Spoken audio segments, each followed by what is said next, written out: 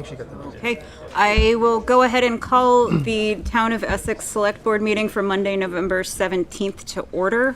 As a reminder, please silence your phones if you're with us in the room. If you're online, please keep your microphones muted until recognized. With that, we'll move into agenda additions or changes. One requested change from staff. Would ask that you move item 6G, delete that from the agenda. It's not quite ready yet. That is the consider preliminary approval of consider approval of contract for electronic document management system. Our IT department is spending a little more time on that this week, and we hope to have it for you probably for the next meeting. Anything from the board? No, and I'll move that. Okay, so Ethan has moved to remove item 6G from the agenda. Is there a second? Second. Thank you, Shannon. Any discussion? Seeing none, all those in favor, please signify by saying aye. Aye. Aye, opposed nay. We now have an amended agenda with a vote of 5-0. Next on the agenda is public to be heard. Public to be heard is a time for members of the public to address the select board. We just ask that you please be civil, please be brief. As a general rule, any comments that are longer than a few minutes represent a need to have a deeper conversation, either via email, meeting, or being added to a future agenda. Please keep this in mind. Please refrain from side conversations, be respectful of staff and those speaking, and when called on by the chair, please state your name and residence for the record. So with that, if you're in the room, you can raise your physical hand. If you're online, there is a reactions button in the lower center of your screen. From there, you can raise your virtual hand. So with that, I'll open it up to public comment.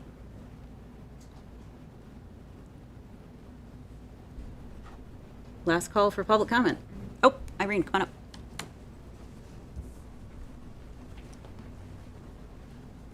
Hi, Irene Renner, 15 Thrush Lane. I'm concerned with the 79 emails that are showing up in the packet that I don't believe should be showing up. I forget the page number, but it's at the end of the survey. Thanks.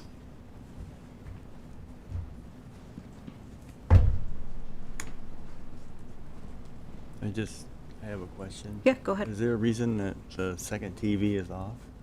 Oh, For the folks? I don't think there is, but we will fix that.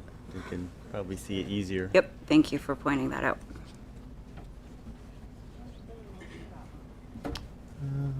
Is it over there? And while we're searching for a remote, thanks, Irene. We'll try to prevent that from happening in the future.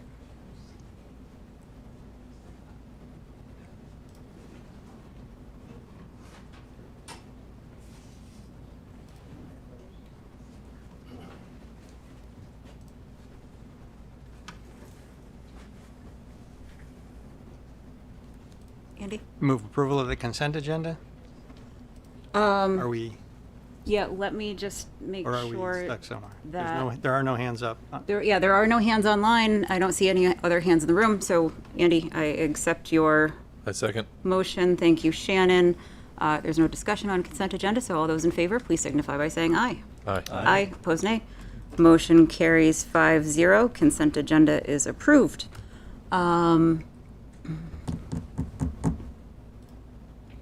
Business item 6A, while Greg is doing that, I don't believe that we have anything to display right now, so we'll move along to consider approval of a cannabis drive-through on Center Road.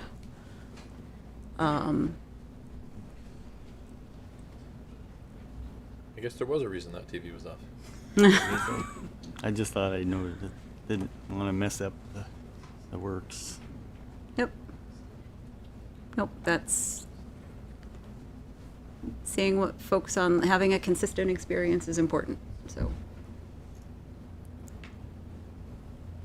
Katrin, you're welcome to come sit and speak.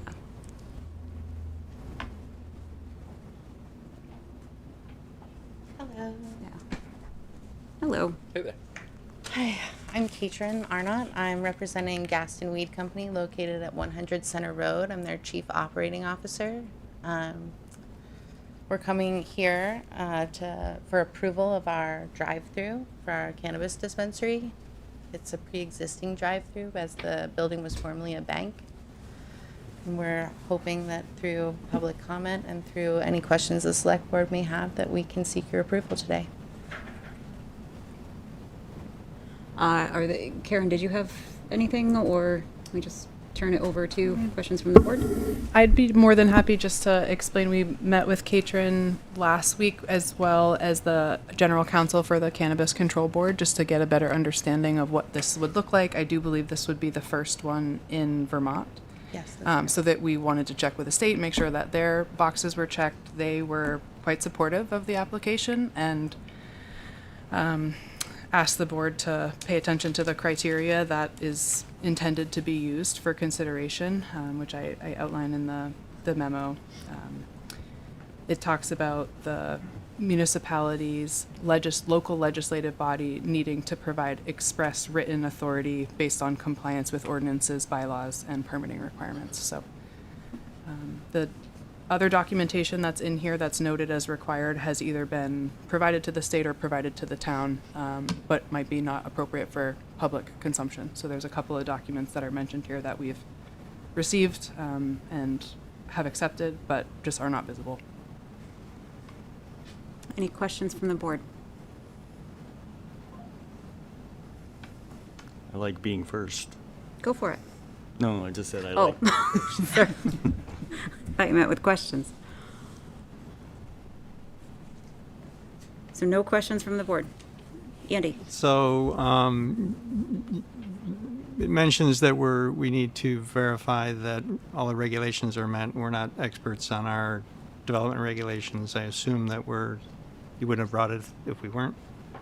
Correct, In yes. compliance. Sharon, Kelly, and Catherine Sonic of the Community Development Department was part of the meeting with Katrin, Yep, and there's okay. no site plan concerns or anything like that. Okay. All right. Okay. So with no questions from the board, I'll turn it over to questions or comments from the public. Yeah, come on forward. Yeah, if you wanna. Thank you. Yeah, hi. Okay, so my name's Jonathan Villeneuve. I'm from Jericho.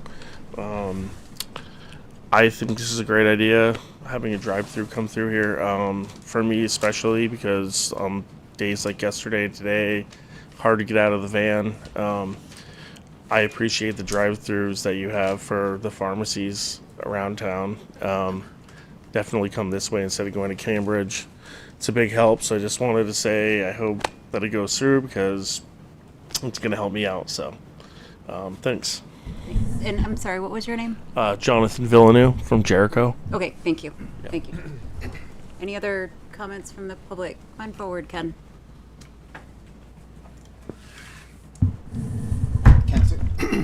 Ken Signorello. Is this going to use the existing old bank drive-through? Yes, both the exterior and interior details have remained the same through the renovation. That is so cool that we're going to get to reuse what was really something that was purposed for a specific use, for a new use, and not have to build something brand new. Just awesome idea. Awesome. Thank you for your comment. Thanks, Ken. Any other public comment? Chief?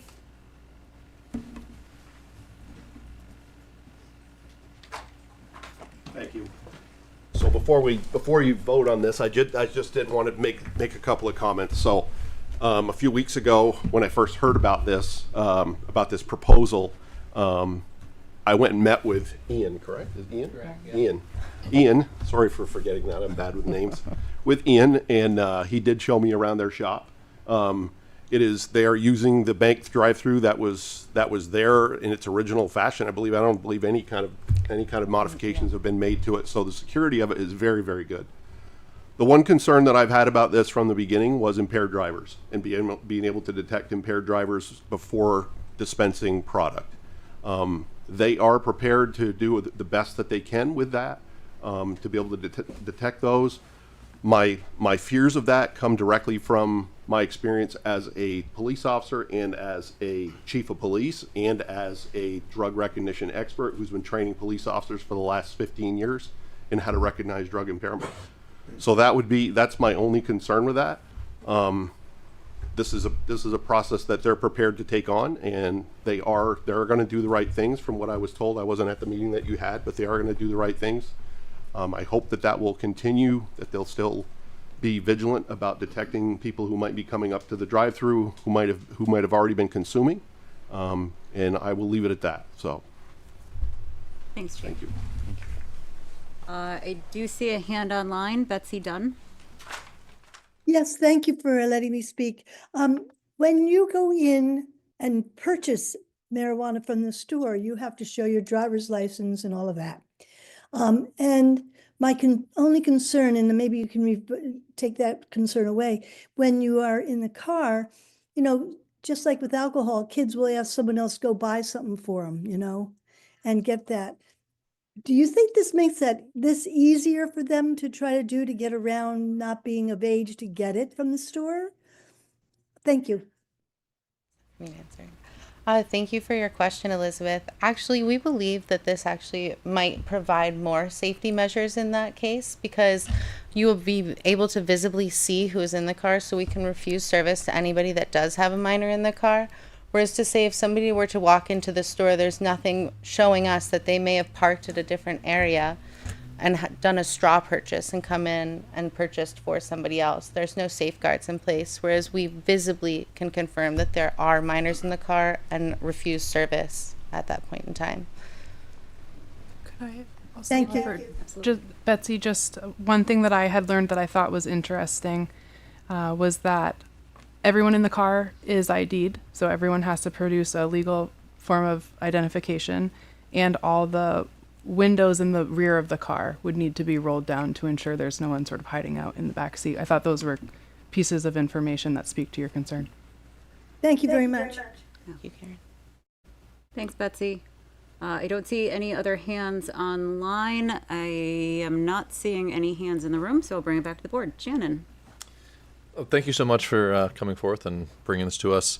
And thank you, Chief, for raising some of those concerns. I know that in the memo it talks a lot about the policies in place, and having gone into the store personally, I know that it's a very stringent level of security as well as, you know, professionalism that you present yourselves.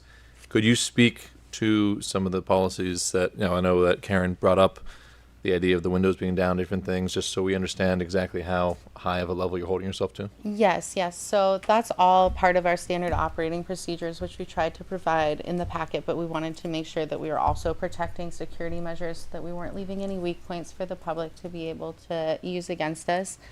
But the general process of how it would work is that a customer would place an order online. So there's no in-store shopping or shopping at the window. And there's the initial ID check and age verification is done at that point. So the order is placed, the staff member prepares the order, you drive up, you then give your ID to the staff member. This is done through the original transaction drawer, which is, you know, completely secure, two-way intercom and bullet resistant glass. We have security cameras that feature zoom and high pixel resolution. They're angled at the front and rear of the car and around the exterior of the building. So you can very easily, if anything were to ever happen, we could give a license plate to the law enforcement. After the age verification process has been completed in person, we check the windows, we check the car to make sure that everybody meets the standards for being able to dispense the product to them. We then take payment through the transaction, or it can be done sometimes prior, although we are choosing not to do that because credit cards are not usually used in the cannabis industry due to FDIC rules. If there's a medical patient, it's verified through that. The bag is sealed and stamped for medical use only, and then verified that it's going directly to that medical patient. And then we check the ID one last time before sending people on their way. Am I correct in believing that this is, are there 2 lanes of drive-through at your shop, or is There's only a one? single-use lane and then an emergency vehicle lane. So there's direct ingress and egress, and then on the exterior there's the existing emergency vehicle lane. So there's only one lane for service, and Okay. that's done through the window. And there won't be one that has kind of like that tube No, system? we will not be using the tube system. Okay. No, we definitely want to be able to look people in the eye and be as close as possible. Great, thank you. You're welcome. Ethan, I thought I saw your hand go up. I didn't. I thought we were done with board member comment. I was gonna move the question, but I want to Okay. make sure everybody's good before I do so. Any other, I'm seeing nodding, so I'll make the motion. The select board approve the application for a cannabis drive-through at 100 Center Road. I second. thank you, Ethan. Thank you, Shannon. Any final discussion? Seeing none, all those in favor, please signify by saying aye. Aye. Opposed, nay. Motion carries 5-0. Thanks Thank for you doing very business in much for your Essex. time and considerations. Next up is discussion with the Essex Free Library Board of Trustees. I believe we have Janet and Marie here. Andy? Janet's my wife. Just want to disclose the potential conflict of interest. I think given the intent of this agenda item, I can continue to participate without any Yeah. conflict issues, but I wanted to say that out loud. Yep, nope, appreciate it. Since we're not taking action, I'm comfortable with taking part in the conversation. And he always has good questions. So Yeah, I okay. like him here. Good evening. Hello. How are you? Good. How are you? Good. I think that we had sent some You had. topics for discussion. I didn't know whether you were prepared or whether you just wanted to take board questions. I have a couple of comments on Sure. your questions. The board's work plan for the coming year. There's three main things that we're focusing on. We're focusing on reviewing our policies and procedures and forgot the word. Our policies and updating them. Some of them are very out of date, so that's a big part of our plan this year. We're have already reviewed the budget, and we are want to continue working on potentially a new building. We've definitely run out of space, and we're hoping that we can start helping you with building the new building. Any budget requests for the fiscal year? We had a new one come up in the last couple of weeks. We had a accessibility audit to our building, and every table in our building is not accessible. The wheelchairs don't fit underneath them because they all have like a skirt. So some furniture is going to be probably added to the budget. So that's the thing, because it's not accessible. And especially the big work table on the main floor is not accessible at all. So I think our board works well. Oh, I think they work incredibly well, and having the option of some people doing it online for whatever reason that they, can't be physically present at the library, that's worked Yeah, very well. it's worked very well. Yeah. And everybody chips in and works with the friends also, which is really awesome and very exciting to see. So everybody's really involved with the library. Do all of you know the difference between the trustees and the friends? Okay, good, because it took me years to figure out. The friends raise the extra money for the library, do the fundraising. And then the friends spend everything they make every year, which amounts to about $7,000. So we do the extra stuff. We pay for the friends pay for the summer reading program. And Yeah, if we have money, or if we want to bring in a speaker, friends would pay for that. yeah. So, and also really the friends activities are community events, with the book sale and the craft fairs and the garden plant sale. plant sale. Yeah. Very, very well attended community events. So, Yeah, people are the community is very supportive. And the friends are looking at tweaking the book sale to make it less work for the library. so do you have any questions for us? Ethan? I got a question before I forget it, because there's new information you just told me. But can you elaborate a little bit more on the tables? Is this like an ADA compliance audit? Is this something that's new, or It's very new. Yeah. Like within the last 2 weeks, and it's I'm not sure if it's ADA compliant. I mean, the building is ADA compliant, but the tables in the building, a wheelchair can't roll up to them because there's like a skirt under all of them. So wheelchairs don't fit underneath them. And we have the big one on the main floor, which was a really expensive table. I kind of remember when it was purchased, but it's old. It's at least 20 years old. And the other tables on the mezzanine that hold the computers are the same. So. Can you tell me a little bit more about the process of, is this an outside source? And then somebody came in and did it for us. And they've given you guys a report for that? Yes. Awesome. Is that like kind of available to read? I don't have it, but Caitlin does. Caitlin, nice. Awesome. I'll reach out. This is great. I think that's a very important thing, and one of the things that I stress about a lot of our buildings and meeting availabilities and a lot of the different things is to be open and accessible for all. So I think this is great, and maybe we keep this on a more frequent, like you said, you remember when they bought the table. I remember when we bought the table. Maybe this is something that we do every year, every couple of years, just to make sure that the library is staying. Oh yeah, is it accessible? You're saying accessibility? Accessibility. So it's accessibility study or something like that. Kind of. We haven't actually, as a board, been presented with this information. Okay. We're going to be on Wednesday. I'm just curious. Yeah, we haven't.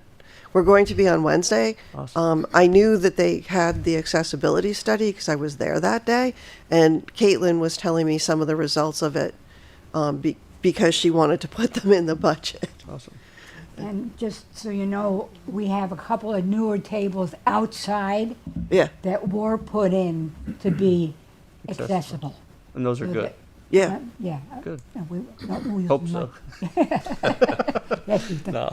Yeah, Thank you. I was just curious about the process. I wanted to understand more, so I can. They hired an outside firm to come in and do an audit. Awesome.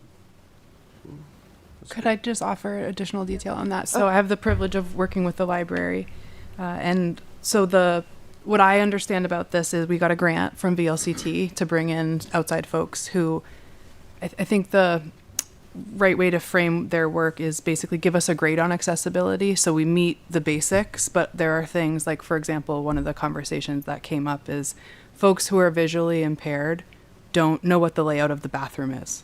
So on the sign, you can actually provide information in Braille that provides them information about where is the toilet, where is the trash can, where is the sink, and things like that we can do to improve people's experiences. And so we're lucky to have gotten the grant funding. And I asked Caitlin to put a lot of the recommendations we can achieve with Sean, our buildings manager, and some other short-term things. So I've asked her to give us a report on what she's able to do that's already been done, even though the study's very fresh. There's a couple of low-hanging fruit things, and come to you at a later meeting and share what the process was like and other things that we've learned through that.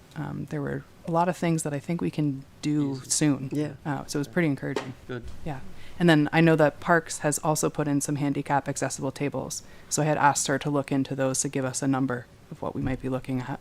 My understanding is there's a lot of programming done at that table. Yeah. And sometimes it needs to be big. Sometimes it'd be better if it was small. So we're also looking at, can you get something that is handicap accessible that's a convertible table? Ooh. So we're trying to sort out what to make an ask of. Awesome. So that's my understanding at this point. I appreciate that. When as we go into budget season, good timing. Yeah. Yeah, and it was just a quick conversation, and it was like we put it in this week's meeting. So Great. Any other board questions, comments? Shannon? Jumping on this table topic, I know you're going to talk about it in depth on Wednesday, and I appreciate that. And I hope that I don't know if I was a young student, but I remember when that table was brought to the community. Yeah. And it's beautiful. So I would hope that if there are ways to alter it or renovate it or something like that, refurbish it to make it usable still, I think it is very important to make things accessible. But at the same point, if there's ways to get rid of the skirts or things like that, I'm sure you'll look at all the options. Yeah, or maybe there's something that you're gonna hook to the bottom that will pull out to make it wider when we need it that way, because as you know, the space in there is rather tight. Oh, yes. Which for a good thing. You have, when I took the tour with the staff recently, I renewed my library card, and I've had a great time bringing my young kids there. Yeah. You have a wonderful kids program down in the basement. I was curious, how is membership going? I have to remember my most recent graphs, but everything is that I remember is up a little bit. I think we had one of the best months ever in September, for September, and summer reading program is good. Nothing has been falling. No, and it's not just the membership, it's the use of the library. Sure. So, you can have 1 million members, but if, Nobody they don't shows shows up. it's not, doesn't matter what that looks like. But with all the, the e-books and access to other things that the library offers, those numbers go up on a consistent basis.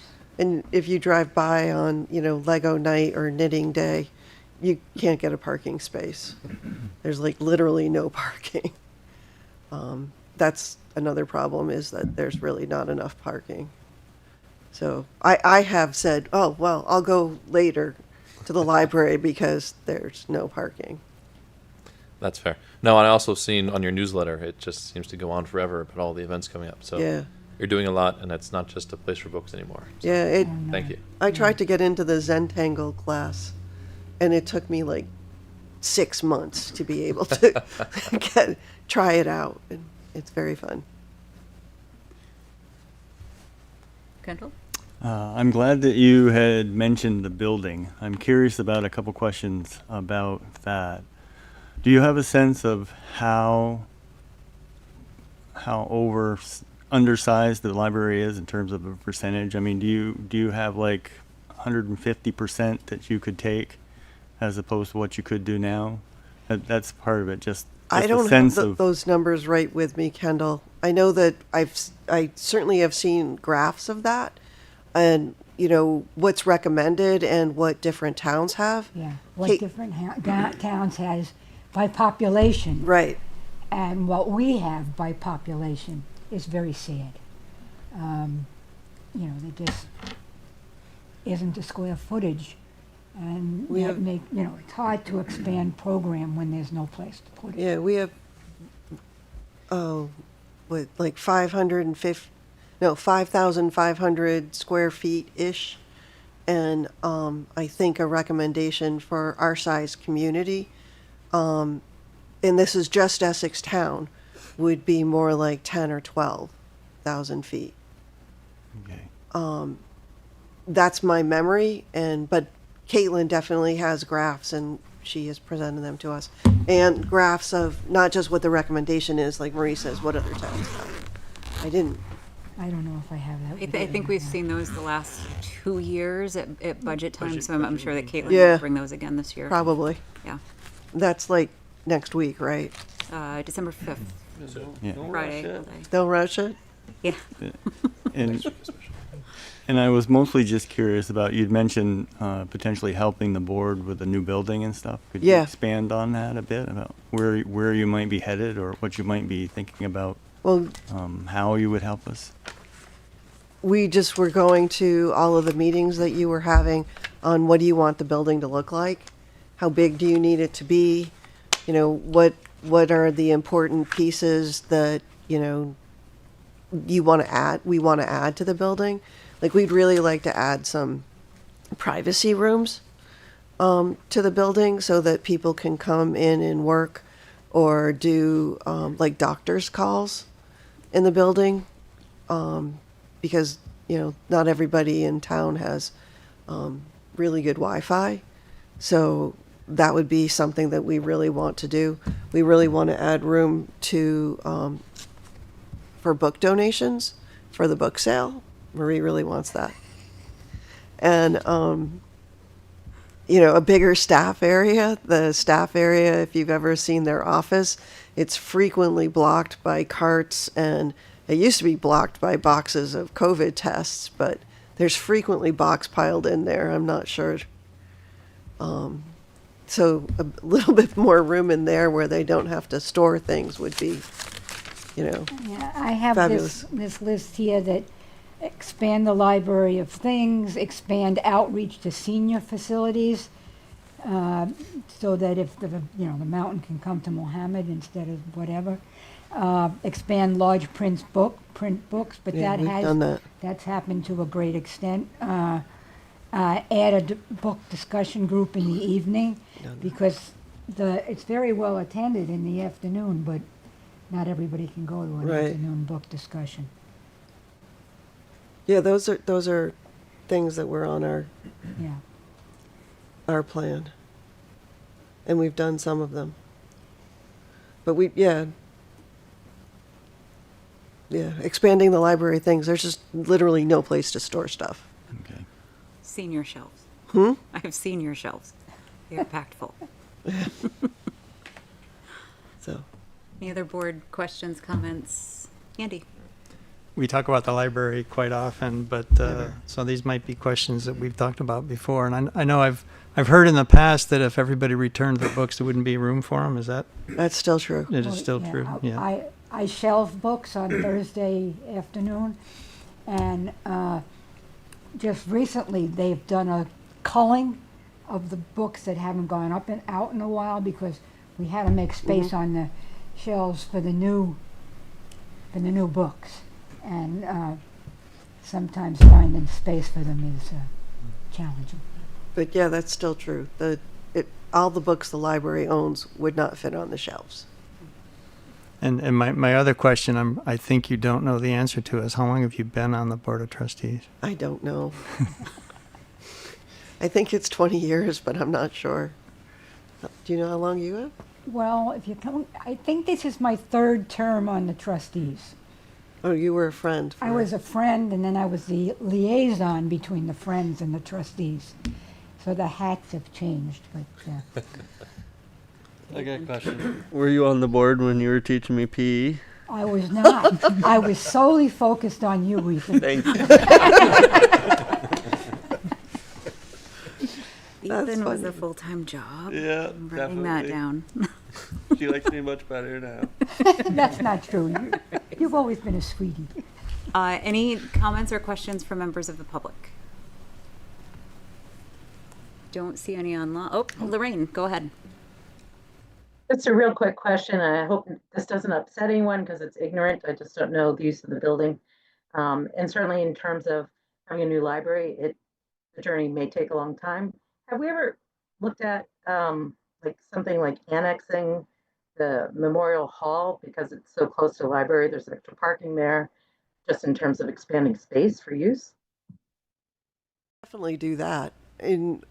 But the Essex players use it a lot, so there's definitely that problem too. But we've definitely started using it. We used it for the craft fair. We use it for programming. We use it for The book fair? the book fair, the book sale. Yeah. Yeah, so they definitely use it for programming, and it's Caitlin has access to the calendar, so she can quickly check if it's available. But there's a lot of people that use the Memorial Hall. Yeah, I was just thinking in terms of our needs assessment, which hopefully we'll do one on some of the wants that we're asking for in terms of tax-paying dollars and raising funds. And I would love to know more about how the hall is used, who it's used for, what kind of revenues that we bring in for that. Certainly in the short term, it might be helpful. Or you guys just blowing out the walls already. Thanks. Thanks, Lorraine. Yeah, come on forward. Jeff, thanks. Yep, if you can come up to the microphone just so folks online can hear. Yes. Thank you. Hi, just real quick, Jeff Tice. I was still sitting with that accessibility study comment, and just sort of from past experience, I was wondering if that's an accessibility study for one town building with public access. Doesn't that kind of open the door on the rest?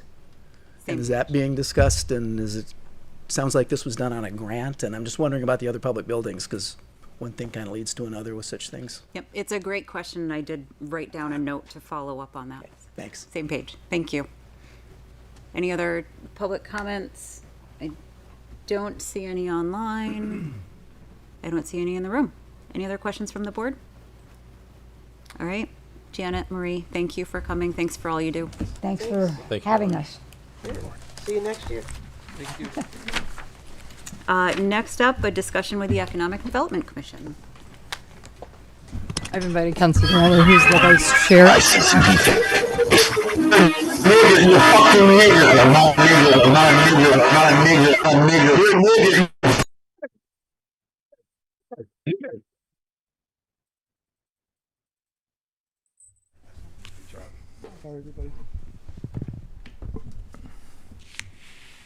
It's okay. It's not you, Greg. It's unfortunate that some people find that amusing.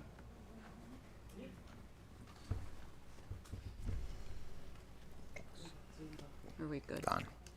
There's somebody in the waiting room whose name I don't recognize, but I don't know, Bino. doesn't mean a whole lot. No, Bino's here. in the waiting room. Bino's with us. We should make people put their, Sorry, Bino. put their camera on before you let them join. That'd be a way to help. Get through the competition, let's see. All right. Irene and Ken, Economic Development Commission, welcome. Thank you. I asked Ken to join me. He's the vice chair. I'm a brand new chair to the Essex Economic Development Commission and also a relatively new member, although I've attended the meetings for about 10 years. I've also attended the Milton Town EDC meetings for the past 3 years, so it gives me the opportunity to cross-pollinate. We are grateful as a committee to be asked for input. Schedule constraints did not allow us to answer your questions as a group in a meeting, but members were invited to send me comments, and what I'm about to say includes input from them. Thank you for updating our webpage. It means a lot. We've had 3 different chairs in the past 3 years, but each time the information that's out in public seems to be kept up, and we appreciate that greatly. The board's work plan for the coming year includes revising our mission statement, the current version of which you have in the packet. We're working on a temporary lawn signs ordinance, which has generated a lot of discussion. We are waiting for the delivery of the economic development study, which has been due for a while, but we haven't yet seen it from the consultant. And as of the other night, we have the local option tax to talk about as a committee. Finally, we are eager to review development applications. We've just started receiving those in our package. So that's what we have on our plate currently and looking ahead. You asked about stipends. I don't believe stipends are a factor in people stepping up to serve or not, but I do think they provide acknowledgement that people's time is valuable.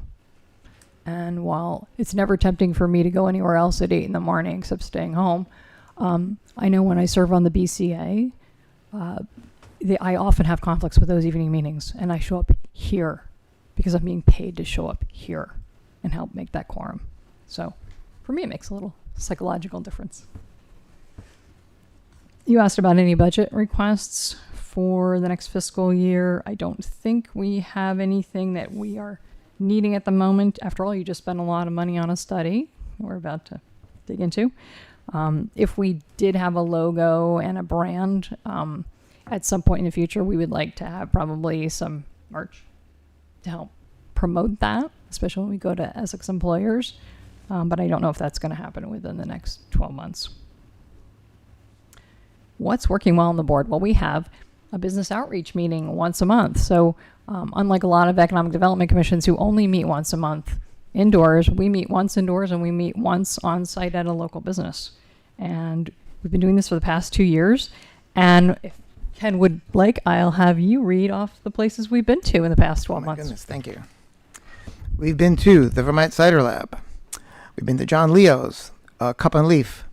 That's in the Susie Wilson Road area. I think they've closed, however, but that was where we went. We've been to Glavel. We visited with the Tree Farm Management Group.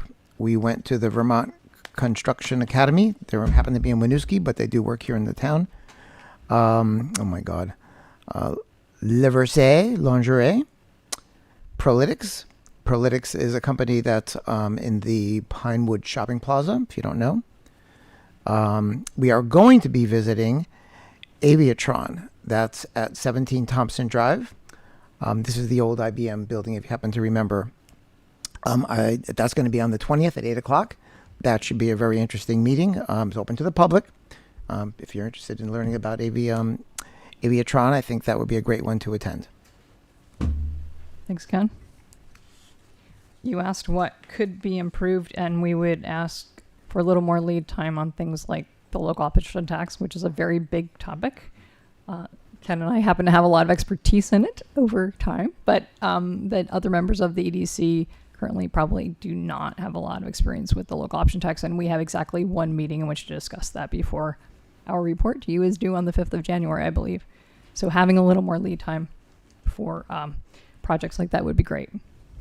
We've been charged with providing advice to a number of committees and boards. It's nice when that's acknowledged, and it's even nicer when our advice is followed. And one of our frustrations was that we, as a commission, before I was on it, pointed out what a benefit it would be to bring a new women's correctional facility to town.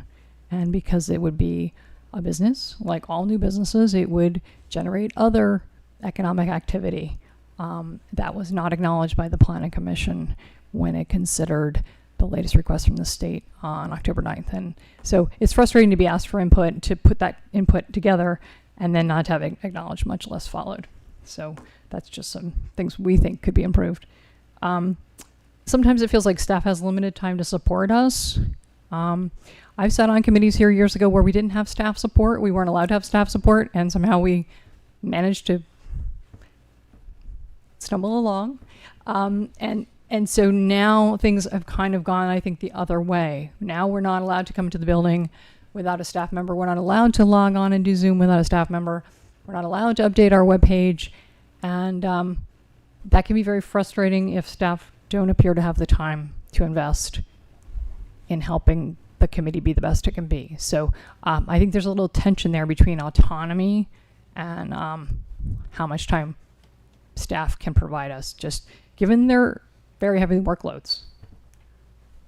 Did you want to talk any more about access to the calendar or anything? I could talk briefly about that. So what you're talking about really is, and you'll hear about this also from the Conservation and Trails Committee, but now less, thank goodness. You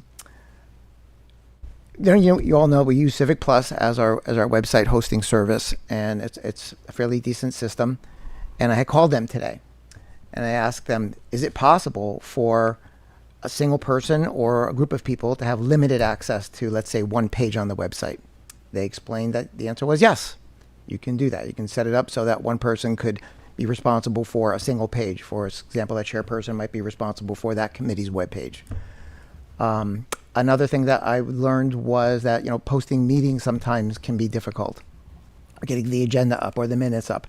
It's a demand on staff. And I wondered if it was possible for a committee member also to be able to do that with secure and be secure. Civic Plus explained to me, the tech support explained that yes, that was possible. You can create a calendar. In fact, we have 3 calendars. There's a police calendar, a Parks and Recreation calendar. I think those are the 2 main ones. And you can have more calendars, and those can be subject to group security as well.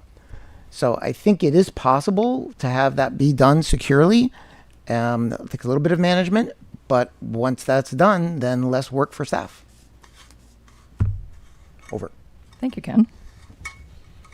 What does the board want or need to be more effective? I think data would be helpful to me. I read a report recently, I think it was in your last week's select board packet, that came from the recreation director about the farmers markets. As much as I think Ken and I both are fans of the farmers market and we're regular attendees, the write-up that I saw didn't match my experience. The last couple of months, there was hardly any attendee at the market when I would show up, which was after the regular work day. I wasn't showing up at 3:30. I was showing up 5:30-ish when you would think people would be done with work and stopping by to pick up dinner. And it was hard to find another person there who wasn't a vendor. And in fact, the vendors petered out very quickly after about mid-August, if not before. So that was a frustration to me as someone who thought that would be a really popular thing in Essex. And sure enough, the survey said it would be, but the actual people who showed up for it was disappointing to me. I don't know why people didn't support it. But I think we need to have eyes open on that and look at the actual data before we start charging vendors next year and having the expectation that we're going to make it worth their while, because it's a heck of a lot of time for people to pack up their stuff, set up their booth, and then wait for hours. And weather was not really a factor this year. I think we had given that we had a drought, I think it was a really good year to try a farmer's market. We had lots of beautiful days, but there were not hordes of people, and often there were very few people there at the farmer's market in the second half of the summer. So for what that's worth, I'm sad about that, but I also want us to be realistic about what happened.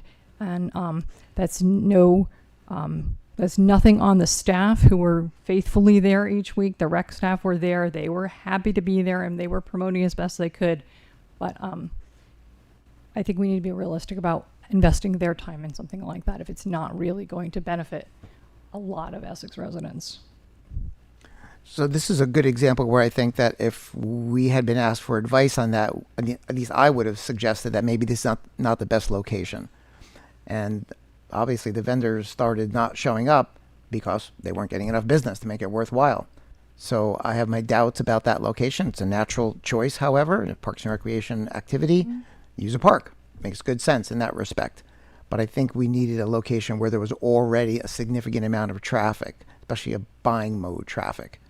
And that might have made a difference. I think the loss of vendors over time indicates that from a financial perspective, it wasn't a good deal for vendors. There were some weeks it was just Economic Development Commission members that were there when I arrived, and it's like, oh, the three of us are here again. We want to support Essex business. Wasn't that bad, but close. It felt like it sometimes. And the second and final thing I'll mention is what I think I alluded to earlier was having more autonomy. Before I got on this commission, folks on the EDC asked to write the request for proposal for the economic development study, and they wanted to help choose the consultant. They were tapped, I believe, to help write it, but they were not allowed to help choose the consultant. And the fact that the consultant has kind of not met our expectations has been disappointing to me, and I think it may help lend the sense to the members who did ask to participate more fully that things could have been different. Do you want to mention that we reconfigured the meetings? I'll mention that we reconfigured the meetings. Our meetings are a night owl I am, and I don't like them at 8 a.m. on Thursday mornings, but I agreed to come to those meetings with that understanding that that's when I would give up time in my day, as did a number of other people who work outside the home for a living and need to have a meeting before their official workday starts. For the past 6 months, we have adjusted our schedule, and our in-office meeting once a month was not only moved later in the day, but it was moved to a different day of the week to accommodate this consultant. Now, I've never heard of a consultant that's this inflexible, having that much money being paid for them. But again, that's the deal that was struck outside of our commission. This woman has showed up to one of the 6 meetings that we have moved so that we could talk with her. And to me, it's a little exasperating because I see people month after month who are adjusting their workday in order to be at our meetings, but the consultant, once again, is not showing up. So a cautionary tale maybe to people, but when volunteers are asked to come be part of a commission or a committee, I think it's really important that we honor the time that they have committed and make sure that the meetings aren't going all over the map. Anything else, Ken? No, I think you pretty well covered it. Thanks so much for your time. Questions? Questions? Maybe you have questions for us. Any questions or comments from the board? Ethan? I got a question for you. I didn't hear any in your list, and after the spiel about the farmers market, how many agricultural businesses have you attended? Chapin Orchard last year. Chapin Orchard. I'm sorry, 23. It was in 23. Browns River Maple, Chapin Orchard, and Mazas are the 3 that we've And been to. well, Fountain Maple was last January, so that was the first we started off with. Those are good to put in your list there. I don't know what I thought I had given. I don't know if we have any others that we've missed. Are there other ag businesses that we need to? No, I'm saying that you didn't I have mentioned- any agriculture in your list Give that them to you Thought I did. spewed. I don't have it anymore. Ken was reading off just Sorry. who we saw this I year. just and wanted to make sure because I don't want to hear complaining about the Absolutely. farmers markets if you're not going to go to the farms. like I said, Chapin Orchard in October of 23, Browns River Maple. And Maz's. Maz's was last fall. So again, not within the last 12 months. I was trying to be really sticking to the past year, what we've done. But it's been 4 So it's been over. growers in the past Okay. 2 years. I'm trying to mix it up in more of a manufacturing side versus a small business. Yeah, yeah. And we've been to, in fact, you came to I the came to the daycare. to the daycare one, Yep. right? So we have a lot of different kinds of businesses in town. Agriculture is certainly an important part of our identity, and I think we've got them pretty well represented.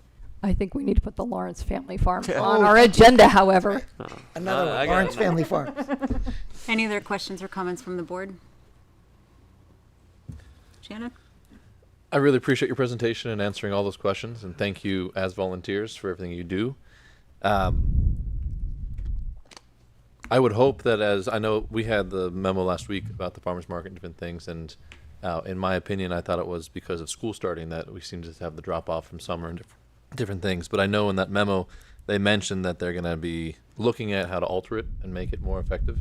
And I would hope that in that assessment they do include the commission, because I think you raised some good points. Location matters and timing matters and variety of everything else matters.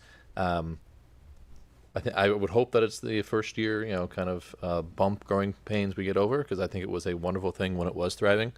It brought together so many members of the community, and there was many members on this meeting right now that emailed and said this was the best thing ever, and then, things get away from them. So I think it could be a great way to enhance our community and add something. But I do think that the viewpoints of our committee members, commission members, as well as staff coming together could be a great way to further enhance that.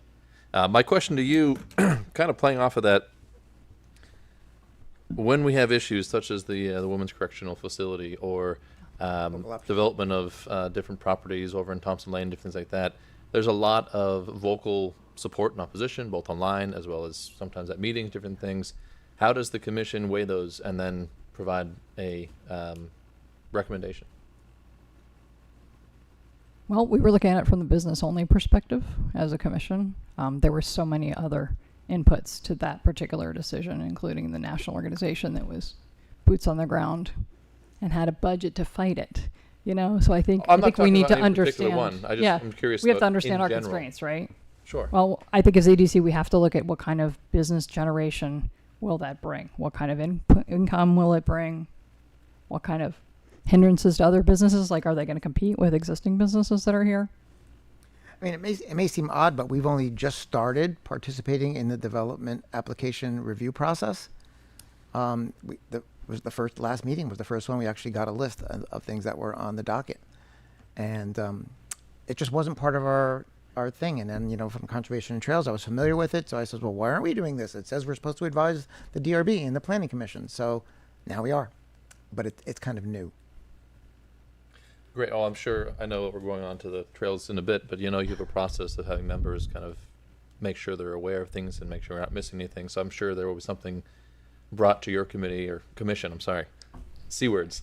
My last question, and I know that both of you have brought things forward, but is there anything else you want to bring up about the handbook that we're going through for committees and commissions? Not at this time. I mean, you already heard most of it already. I don't think we have anything special to add other than the autonomy thing. I've always felt that the handbook puts a tremendous load on staff, and maybe that should be the discretion of the committee to decide how much they want to depend on staff, and committees by default should be willing to do some work for themselves. Thank you again for all you do. Thank Any you other for the questions, opportunity. comments from the board? Kendall? I have one question. You have visited a ton of businesses in Essex. I'm just curious if there has been any common theme from all of them that they have requested from the committee, and through that maybe the board, something that could improve relations or improve their I'm not articulating it very well, but No, I've got it. has there been any kind of common theme that they've commented that they would like from the town? Excellent question. And yes, I can think of 3 specific things that we've learned from our business outreach. And I've got to tell you, you learn so much from going visiting these businesses. Number one, there are businesses who are constantly putting out what are currently illegal temporary signs, and they would like to be legal. Seasonal Chapin Orchard, for example, is one. We learned that, like many of our residents, a lot of businesses don't know what municipality they're in. And in fact, the most recent one, Prolytics, says Essex Junction on their website. They thought they were in Essex Junction. I pointed out a whole storage area of paper towels. I says, you're probably paying an extra 1% on those that you don't have to be. Of anything that they're consuming themselves, they're paying an extra. You can bet the CEO who we met with wrote that down. So hopefully that'll be fixed. That's two things. I said there were three. Housing. Yes. Almost every business is saying that they're having a very difficult time attracting employees because they can't find a place to live. Not to mention the general labor shortage that they're most Oh God, yes. all of them dealing with. As well, just being able to hire somebody. Absolutely. In fact, I just had my current use program, my current use forester was with me this morning, and he wants help, and he can't get any. So he's like so over the top doing current use forest management plans. It's a real problem. Okay. Thank you. Andy?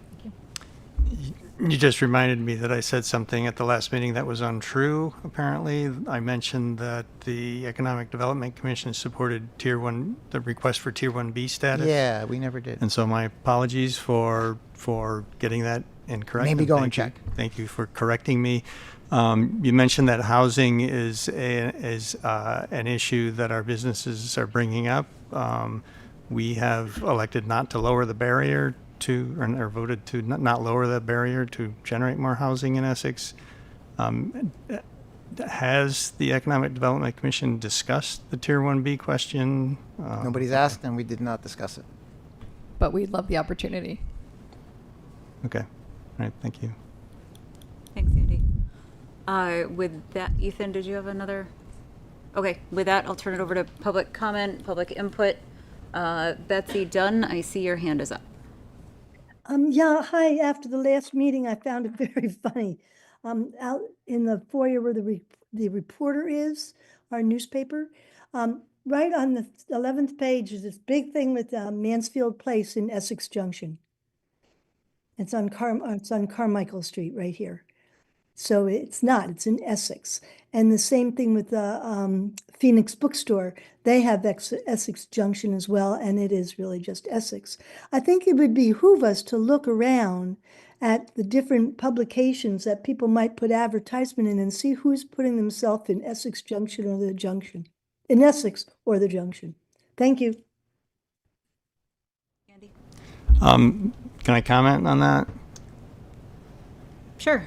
I work for 7 days, just as disclosure, and so I look very carefully at any local publications that I see to try to sort out the Essex versus Essex Junction question. I did share recently with VT Digger the correct way to figure out whether something's in Essex or Essex Junction, and on the Essex Reporter one, that sponsored content, the ad for Mansfield Place is an ad. It's actually an ad. It's not written by the Essex Reporter staff. So when I contacted Essex Reporter, they said they didn't write that and they have no control. They don't edit the content of advertisers. The same thing happens with other publications that are advertising. So that's part of the issue. But yeah, Yep. it You have to go to the business. Education. would be nice to square all that away, I went especially if we're going to talk about local option tax.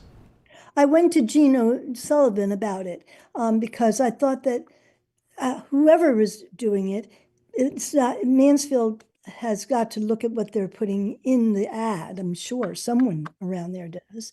So I'm just asking that we take a look at things that do that. And that's very good of you, Andy, to do that and just check and see who has the right information out there. Thank you. I don't see any other hands online. I don't see any hands in the room. So bring it back to the board. Is the board good? All right. Ken, Irene, thank you so for your much. time. Thank you. And moving right along, discussion with the Conservation and Trails Committee. Ken, part 2. Hello. I am the reluctant chairperson for the Conservation and Trails Committee. I have with me Steve Dowd, a member, and I believe online my vice chair is present, Bino Cummings. I don't see anybody else. I am the chair. Bino is our vice chair, and our clerk currently is Erin DeVries. We have one Ken, vacant. I don't mean to interrupt, but I guess I'm going to anyway. What's the total number on your committee? We have a 9-member committee. Okay, so just clarifying for folks that you do not have a quorum We do not. here. It takes 4. Yep. And now you interrupted my train of thought. Sorry. It's okay. You needed to do that. We have one vacancy at the moment. April Peterson has just resigned. You saw her letter in your last packet, I believe. She's going to be serving overseas. And so we do have one vacancy. A fresh appointment would be welcome. I'll try to sort of go through your wish list, your question list, and intermingle other things as well as it becomes relevant. Stipends. Pretty much the same thing you heard from Economic Development Commission. They're not a showstopper in any way, shape, or form for participating. They're welcome and appreciated. They are a recognition of a member's value of time. Budget requests. We talked about this. Now, we don't have a budget of our own. We're just a committee, but we've asked our staff member to put in for possibly a tent so that we could do not just the overhead tent, so we can do like Explore Essex and have a space. I think we've been borrowing somebody else's. We do a lot of public events, at least 2 per year at Indian Brook, and it might be nice to have some recognition that we are committee members, badges, hats, t-shirts, something like that. Possibly a bit of an advertising budget might be helpful to support volunteer recruitment and public awareness campaigns, invasive species, that sort of thing. And it occurred to me as I was writing this, possibly a donation to an organization which has helped us a bit, Be the Change. That's the organization that plowed and put in the pollinator garden over at Prairie Field, and will be planting next year. And they will be helping, hopefully, with the new pollinator garden we hope to put in at Indian Brook. Be the Change. I looked them up. They were not for profit. They've got a donation mechanism. I'm sure anything would be appreciated. And is that BEE? BEE. Okay. Yep, pollinator garden. Believe it or not. It's a pretty cool thing. They plow it. They did a lot of work and it was educational as well. We invited the students. They planted. It was a pretty crappy soil, as you know. It's all sand there, so we had to plant buckwheat, something that would improve the soil quality. What's working well? The committee. Yep. So I asked my committee these questions, and so sometimes this is going to read like the committee.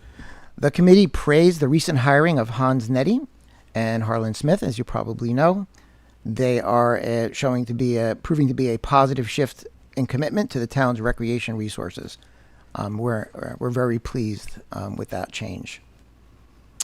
What could be improved? Like Irene had said, we give a lot of advice to the DRB. That's something we do a lot of. We only did 7 applications this year. Some of them multiple times, but I didn't count them twice. We do give a lot of advice, and yes, it would be nice sometimes, not always, obviously. Advice doesn't have to always be taken, but occasionally it would be nice to know that it was. That could be improved. I mentioned it earlier in the context, the ability to maintain our own little corner of the website would be helpful, and maybe the calendar. I think it's technically possible after my conversation with Civic Plus. I learned when we just canceled our November the 11th meeting because it was Veterans Day, and we tried to reschedule it, and we only had a limited number of options. And I learned that one of the reasons why we were so limited is because we only have one Zoom account. So if 2 committees want to meet at the same time, they can't. We have 2 Zoom accounts. Oh, I was told 1. So I'm not sure what the facts are, but we could not schedule. We had a very limited number of meetings because we couldn't really do this. So we didn't have a November meeting as a result. That could be improved if it's I'm sorry. That's okay. Now, is there more than one? There's one for the select board. There's one for the other boards and committees. So they have. So there's one for the other committees. Right.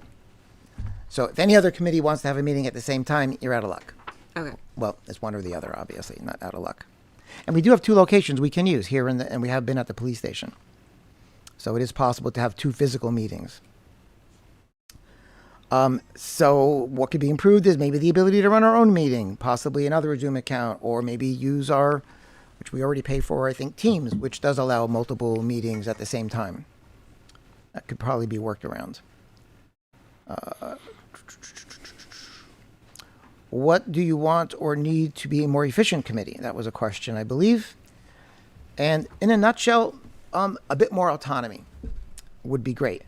You may remember that I think over a year ago, we submitted a new mission statement that we proposed, and it was punted to staff, which I think went to legal, and haven't heard anything about it. And it has a bit more autonomy in it, I believe. The ability to maybe apply for more grants ourselves, with select board approval, of course. Mention the mission statement. There are things that we've tried to do but have not managed to do. One of them, and I'm going to ask Steve to talk about this, is we attempted to establish a tree nursery in conjunction with Essex Westford School District. And I'll let Steve talk about, because Steve's been the running point on that. I'll let him talk about his experience and why that didn't come to fruition. You've seen me many times on this, and this is a 2-year project at this point, really trying to move this forward. I think we missed our window. The CT district, the land that they had that we were going to put this tree nursery on is rezoned. It's now wetland. They ran into all kinds of problems even running their building residential program. So that site is not available at this time to us. However, we have a multitude of opportunities on town land where we considered might be a better option all along.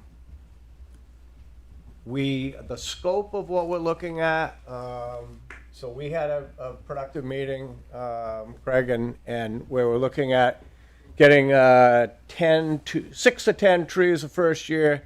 We would go 6 trees thereafter each year, and we'd probably get ourselves, we're probably getting to a point where we'd have like 30 trees.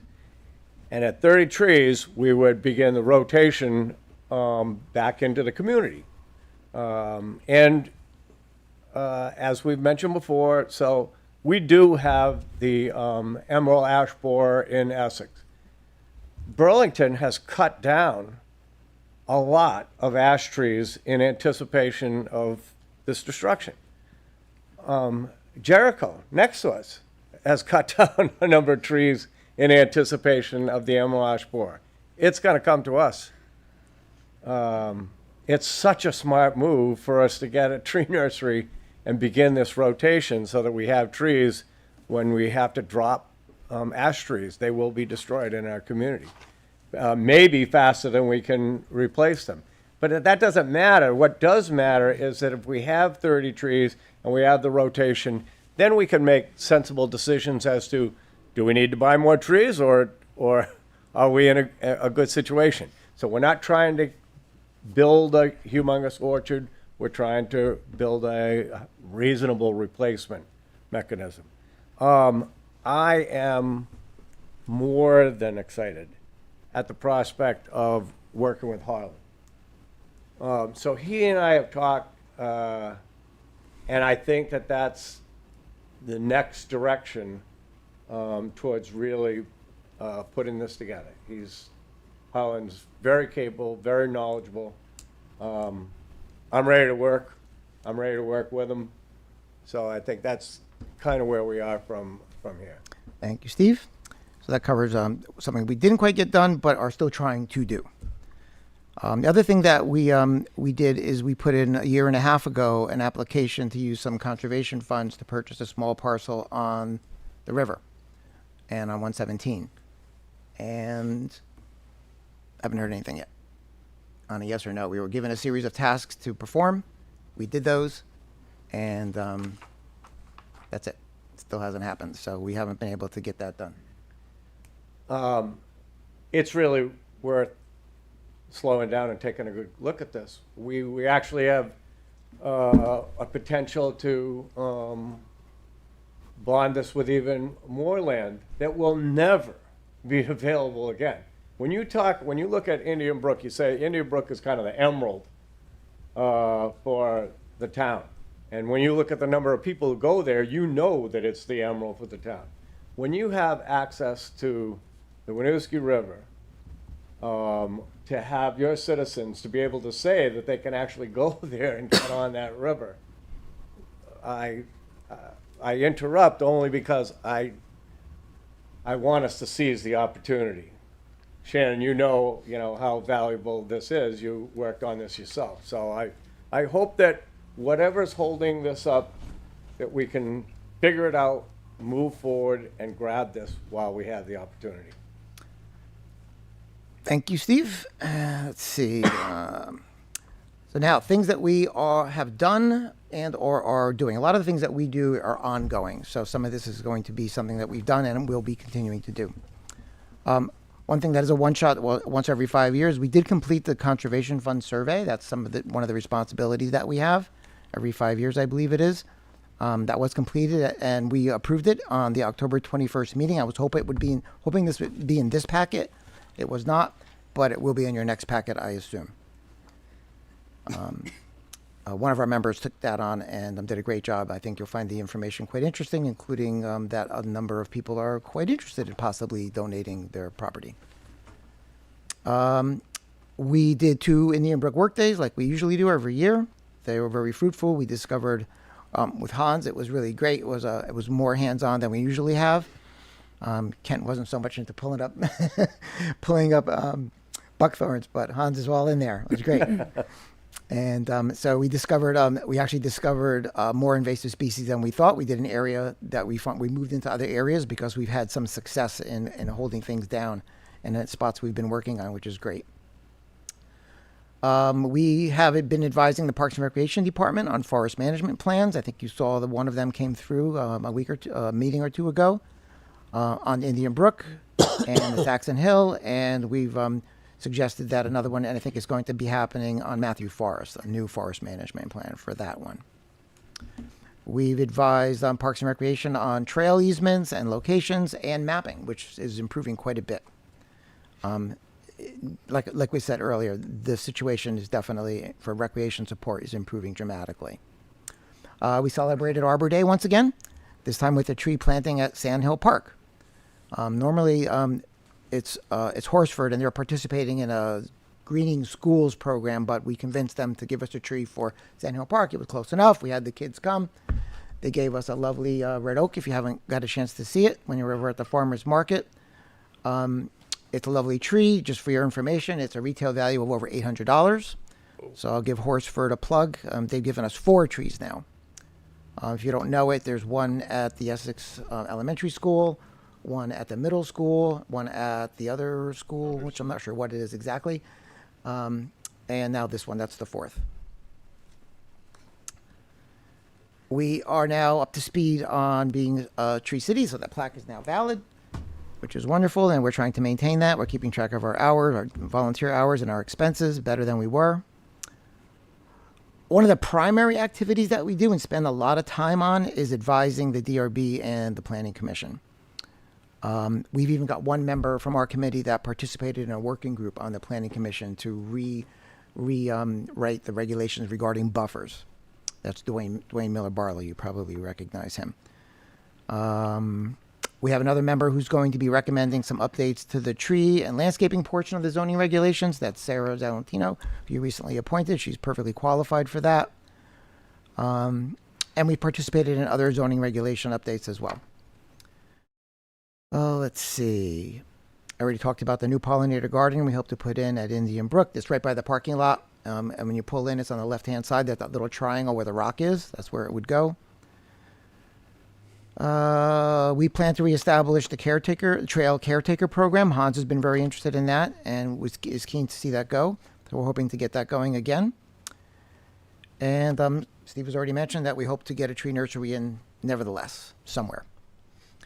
That is all I have, I believe.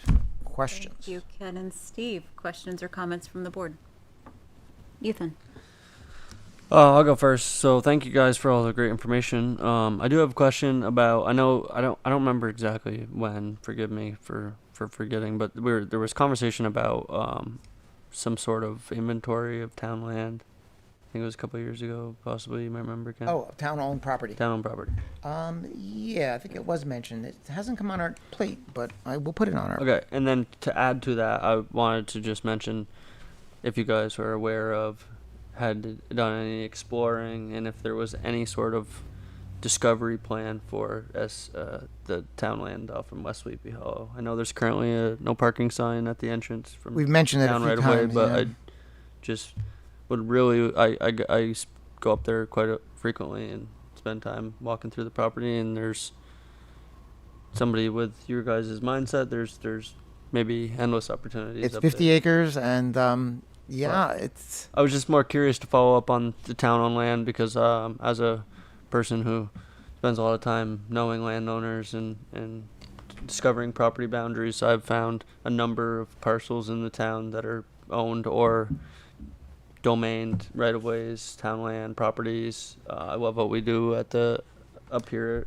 I know it's more of a public works, maybe even a rec thing with the flower gardens on the medians and things like that. But I feel like there's a lot of opportunity for town-owned parcels all across the town, and I would just not give you a personal direction, but just No, put a plug in I'll for query our members. We have 9 where members. we're at Hopefully with that. somebody will be keen to pick that up. Absolutely. And then thanks again for all the hard work. A pleasure. Keeps me out of trouble. Any other I've of board course got comments or questions? Go ahead.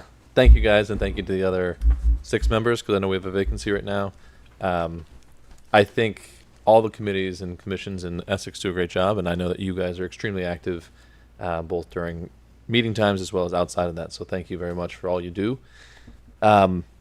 With the vacancy, I'm curious what you're doing to recruit someone new. We've been lucky to get people mostly from the 2 meetings that we have, 2 outings that we have at Indian Brook typically.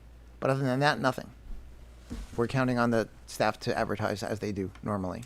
Okay. Well, I hope that's filled soon. I know it's a sought-after seat. I think it is something for us to look at. I mean, there are so many people in the town. We haven't rung the right bell yet, but I think we can get more people involved with the things that we do. I know we were having a conversation a couple meetings ago with the Energy Committee, and they were talking. They wanted to bring in all sorts of spectrum of people to their committee, and they wanted to attract the youth. I know you have connections to the high school and different things, Steve. Yep. I don't know if you could find something like that to Yep. bring someone new, a new perspective onto the committee. A question I had, and I was looking through a couple of your past minutes recently, the accessibility plan that you're working around Indian Brook. Gosh, Could I you wrote that expand on down a little actually. bit? Thank you for mentioning that. Yeah, there's a section of trail we're hoping to make ADA accessible at Indian Brook. I wrote that down when the fellow was talking earlier. So that is definitely something that we've been thinking about and talking with staff about. No, that's something that I think is, I've brought that up many times in this committee, or this board. I think that'd be great. I think it'd really benefit a lot of the community. So I'm looking forward to hearing more about that. Harlan, in particular, has really taken a good close look at this. So he's kind of been more of a point man for this. With that in mind, I think we'll move forward more productively with his guidance too. Excellent. Steve, this is a question following up on the tree nursery stuff. You mentioned that with the CTE and different things, there's been kind of hurdles and different things. Are we now losing the opportunity to have that free labor and partnership with the tech center? So our positive relationship with particularly the forestry program, it continues. Okay. However, just for them to get on a bus now is a field trip. So the idea of them being responsible at all for what's happening in a tree nursery, that agreement is no longer there. They can't just get on a bus and go there. That being said, we do have the relationship for them to be able to set up the tree nursery. We do have a relationship for planting. It's just like day-to-day maintenance, pruning, doing all that. All those things are going to be a positive influence for their program and for this tree nursery. The day-to-day maintenance, that's our. Okay, perfect. Well, I'll look forward to updates to that MOU when it gets to us and different things, but I'm glad to hear they'll still be involved. Yeah. You guys covered a lot, so I'll leave it at that, but thank you. Great. The other thing I would do is see if Bino has anything he wants to add. My vice chair, Bino? Did I get it all? Yes, thank you. Apologies for not being there in person. I had a scheduling conflict with my wife and child care coverage. The only thing that I would say that wasn't already covered, I guess I would just sort of reiterate something that was said earlier. Since joining the committee almost 3 years ago now, it's been sort of sometimes frustrating at how slow things move. I guess the wheels of government turn slowly, so to speak. And Ken mentioned a couple of projects that were just sort of waiting for somebody else to respond. And it would be cool to see some of these things move forward. I think that they're projects that have value for the town, and that have had a lot of volunteer hours put into them. And we're just waiting for other people to take actions. So that's my only thing that I would add. And thank you. Again, apologies for not being there in person.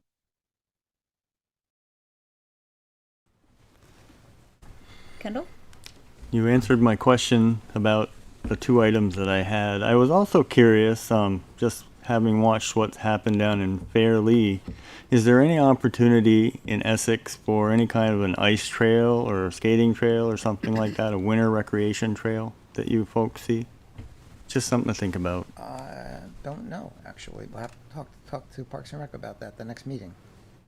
I can mention one thing there, if you guys don't mind. The Fellowship of the Wheel and volunteers at Saxon do maintain groomed fat biking trails, and it's all volunteer. It's not done by the town, but they do. That is a winter recreation thing that exists currently and will once more snow flies. Yes, exactly, and it's a destination. I mean, people come from not super close by to go play there. It's pretty cool. Yeah. Yeah, we've tried to advise the planning commission to remember that we've got a recreation area right adjacent to a pseudo-industrial area, and to keep in mind that when people are traveling to the recreation area, you want to feel like you're traveling to a recreation area. That's been our primary advice there. We've been trying very hard to keep that going, and it is apparently a year-round thing. I don't mountain bike, so I wouldn't know, but yeah, it's important. Any other board comments, questions?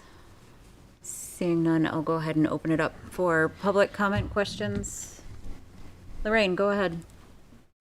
I was just wondering, can we get an update from staff where we are with the canoe launch at some point? And also just in terms of tree farming, do we have a relationship with anyone at UVM in their forestry program, perhaps? With UVM. The Hort Farm, though, I don't know of one. The interesting idea, though.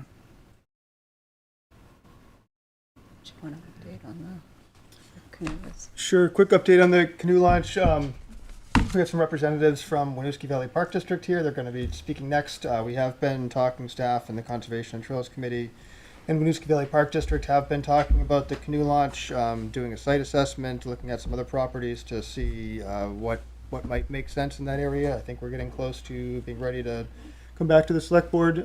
So it is still moving. It's been a lot of kind of behind the scenes stuff, but just trying to make sure we're getting a full picture about the opportunities and what may make sense and how to best bring that forward. Great. That's good to hear. Thanks, Greg. Thanks, Lorraine.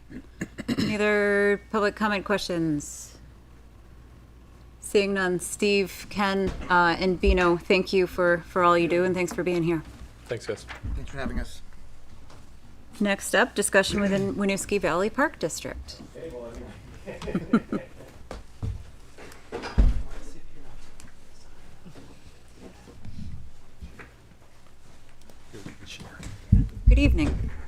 evening.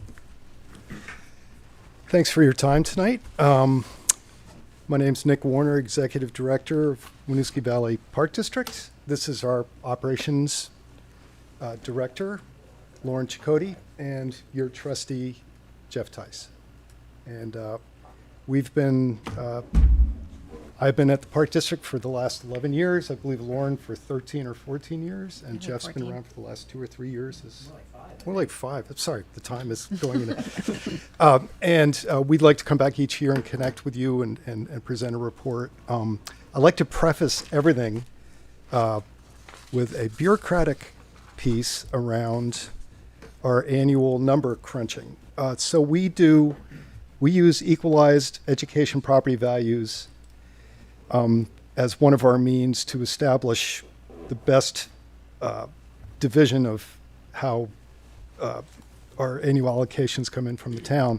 We had a small error with you guys this year in that you successfully were able to change your equalized grand list by a very small percentage, but it's important. These things are important. So I just wanted to reassure you, and this is something that Karen was able to point out for me, that we are going forward, use the correct number in establishing this.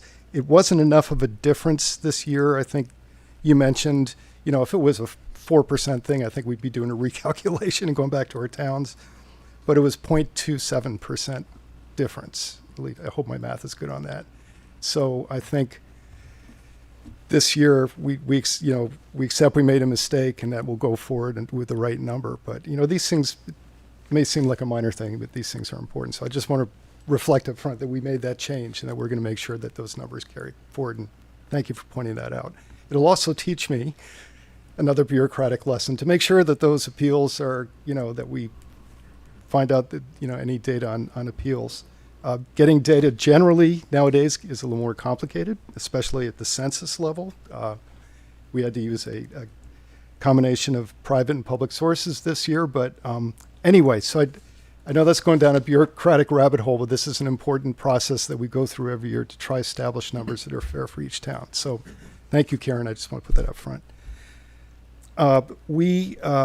Couple just key things. We'll just jump on the conversation about the canoe launch. I think Greg really summed it up perfectly. We've gathered a lot of data. We've got some great information. I've put together a draft report, and it's not something we can really share publicly until out of respect for multiple entities involved. But we are working very proactively with the folks on the conservation board and with Harlan and his team on the project. It does present a huge opportunity. It's also complex in a lot of ways, but I fully expect to be back here before you folks in the next few months to talk about this project. I would expect so. We also have a new report format this year, so we'd love to hear comments about it. We put a lot of work into changing it, trying to make it a lot more clear and simple. It's the main report that we sent this year. So we'd love to hear back about anyone has any comments about format or information and the way it's presented. It's a challenge to get everything crammed into 2 pages, but that's how we like to present it each year, along with all the supporting documentation. We're engaged in a strategic planning process right now, which has been hugely healthy for us in terms of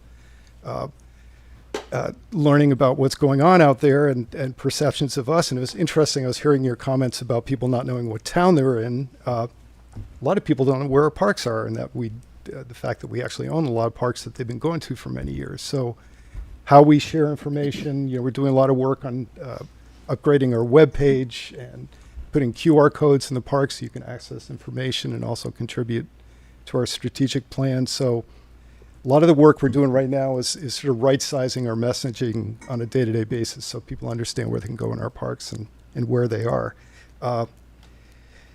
There's been quite a bit of work. First of all, I just want to congratulate you on building capacity around your trails, and I saw the piece about accepting trails into the system, and that's really exciting for the town.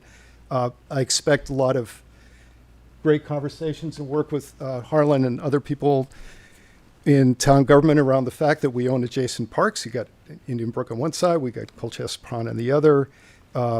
There's opportunities and constraints. There's a lot of very valuable ecological land on the side of the ridge, so it's not an easy process. But now that you folks are really ramping up your look at trails, I think, we should, we were chatting earlier with Harlan, I think it's wise for us to look at that whole forest block and really have a more holistic planning look at the fact that we've got a huge parcel at Colchester Pond. You've got Indian Brook. There's the town forest on the Colchester side. There's some private landowners that we interact with. We just feel there's a lot of opportunity around doing better planning for the ecological health of that forest block. And that all contributes to making decisions about recreational access. In terms of the work we've done in the parks over the last couple of years, I don't know if people went down to look at Woodside after the flooding. We literally got 10 feet of water the first year and probably 6 or 7 the second year. It's that particular park, I think we probably had the deepest water during the flooding. It created, we got a spectacular maintenance crew, and they've really learned all kinds of techniques on the fly for making sure that we can respond quickly to these things. There's cabling stuff in place, there's using different materials, there's using different ways of anchoring. And so we've become more adept at responding to events like flooding, and also there's a lot more blowdowns, there's a lot more erosion along the shoreline. And it's really an evolution of what we do, in that we are not just managing parks for recreational access and scenic views, but it's becoming more and more about water quality and flood resilience and so forth. And it's something I can say our board really embraces. And that the public conversation has shifted along with us. It's not like we're pushing something. It's really, if you look at our shorelines, if you look at the impacts on our parks over the last couple of years, it's been really profound. But we also see them as a buffer against, as a tool for flood resilience and for ecological health. I've made quite a few comments here. We're here really to get feedback from you folks and field any questions you might have about our operations. If there's any comments from the board. Andy. Hi, Nick. Good to see you again. Good to see you, Andy. And your proposed budget, your level funding yourself, it's actually a $140 decrease in your budget. But ours, and there's a shift looking at looking at last year's budget or the current year's budget. $16,000 moved from other operational support to member municipal support, and our increase is on the order of 14%, even though you're level funded. So just trying to understand what happened there with that, the so-called other operational support. And why I'll start the answer, and probably Lauren will jump in at some point. Lauren does the bulk of our budget preparation, but we had obtained.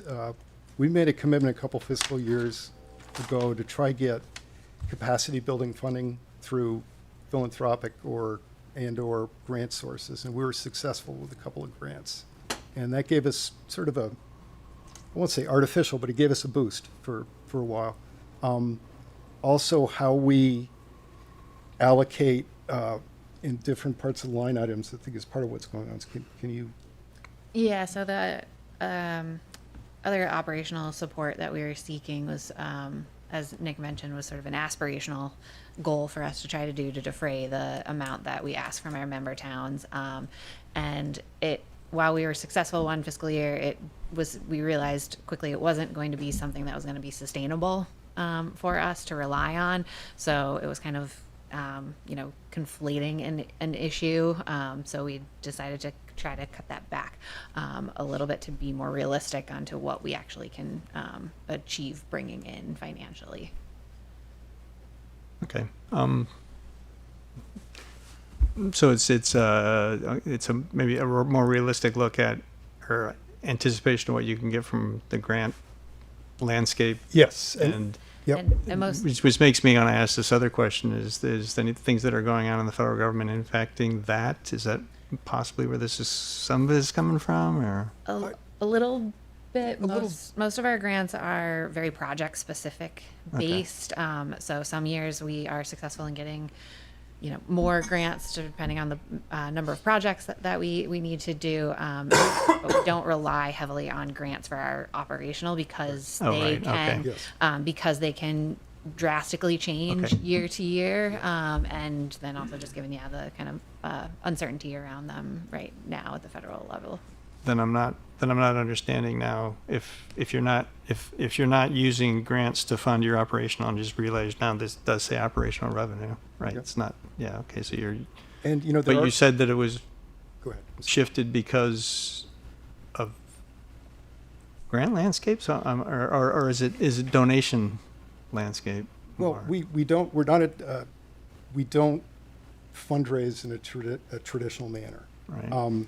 But we do have other means by which we've been trying to bring extra income in. It's been relatively successful. One is through contracted work that Tim does for towns, our member towns who have parks that they own that we don't, can hire us basically for time and a half. And it's great for the town, it's great for us. We typically have the same insurance. And, Tim can deploy when he has the time and resources to do it. So that's been a really good, frankly, a good moneymaker for us. We also are a fiscal agent, so we manage grants for other nonprofits. Right. And that really is something we want to continue and grow on because we have the administrative capability, it builds relationships with the nonprofits we work with, and it reduces bureaucracy across the board. The federal landscape is kind of interesting. There is a fair amount of money that's Lake Champlain focused that's still around.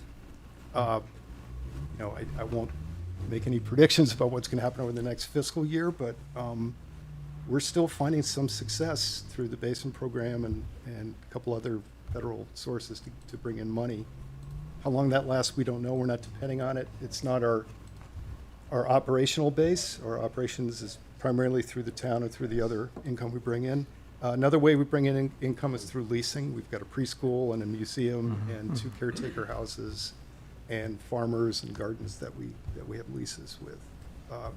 So it's a mix of things. Our primary mode of operation is leveraging. We go after money for all our projects and acquisitions from the outside. We utilize a lot of volunteers, a lot of partnerships, and that's where we have a relatively small staff by intent, and we try to build on that through leveraging from other people and resources. Okay, if you look at the bottom of our agenda for today, there's a reading file item that we're not going to discuss tonight that talks about the Keystone Trail project, which is looking at developing trail network within areas of Essex. There's a lot of bridges and boardwalks and those kind of things that are in there. Yes. So, yeah, he'll have us on speed dial. Yeah. Frankly, a lot of what we do also, especially Tim, because Tim has just got a lot of expertise, is he does a lot of stuff also just on a pro bono consulting basis with our towns. So he will go out and, that's available to you guys as well. He'll provide technical support, and all of us will go out and join volunteer groups. So keep us in mind if you're going to have a volunteer group. Let us know, because we'll come join you. I mean, it's all part of it's a real, I hate to use the word ecosystem, but there's 12 or 15 groups that are very active in doing similar work to us in this area, and we all interact and overlap with each other. All right, thank you. Yeah.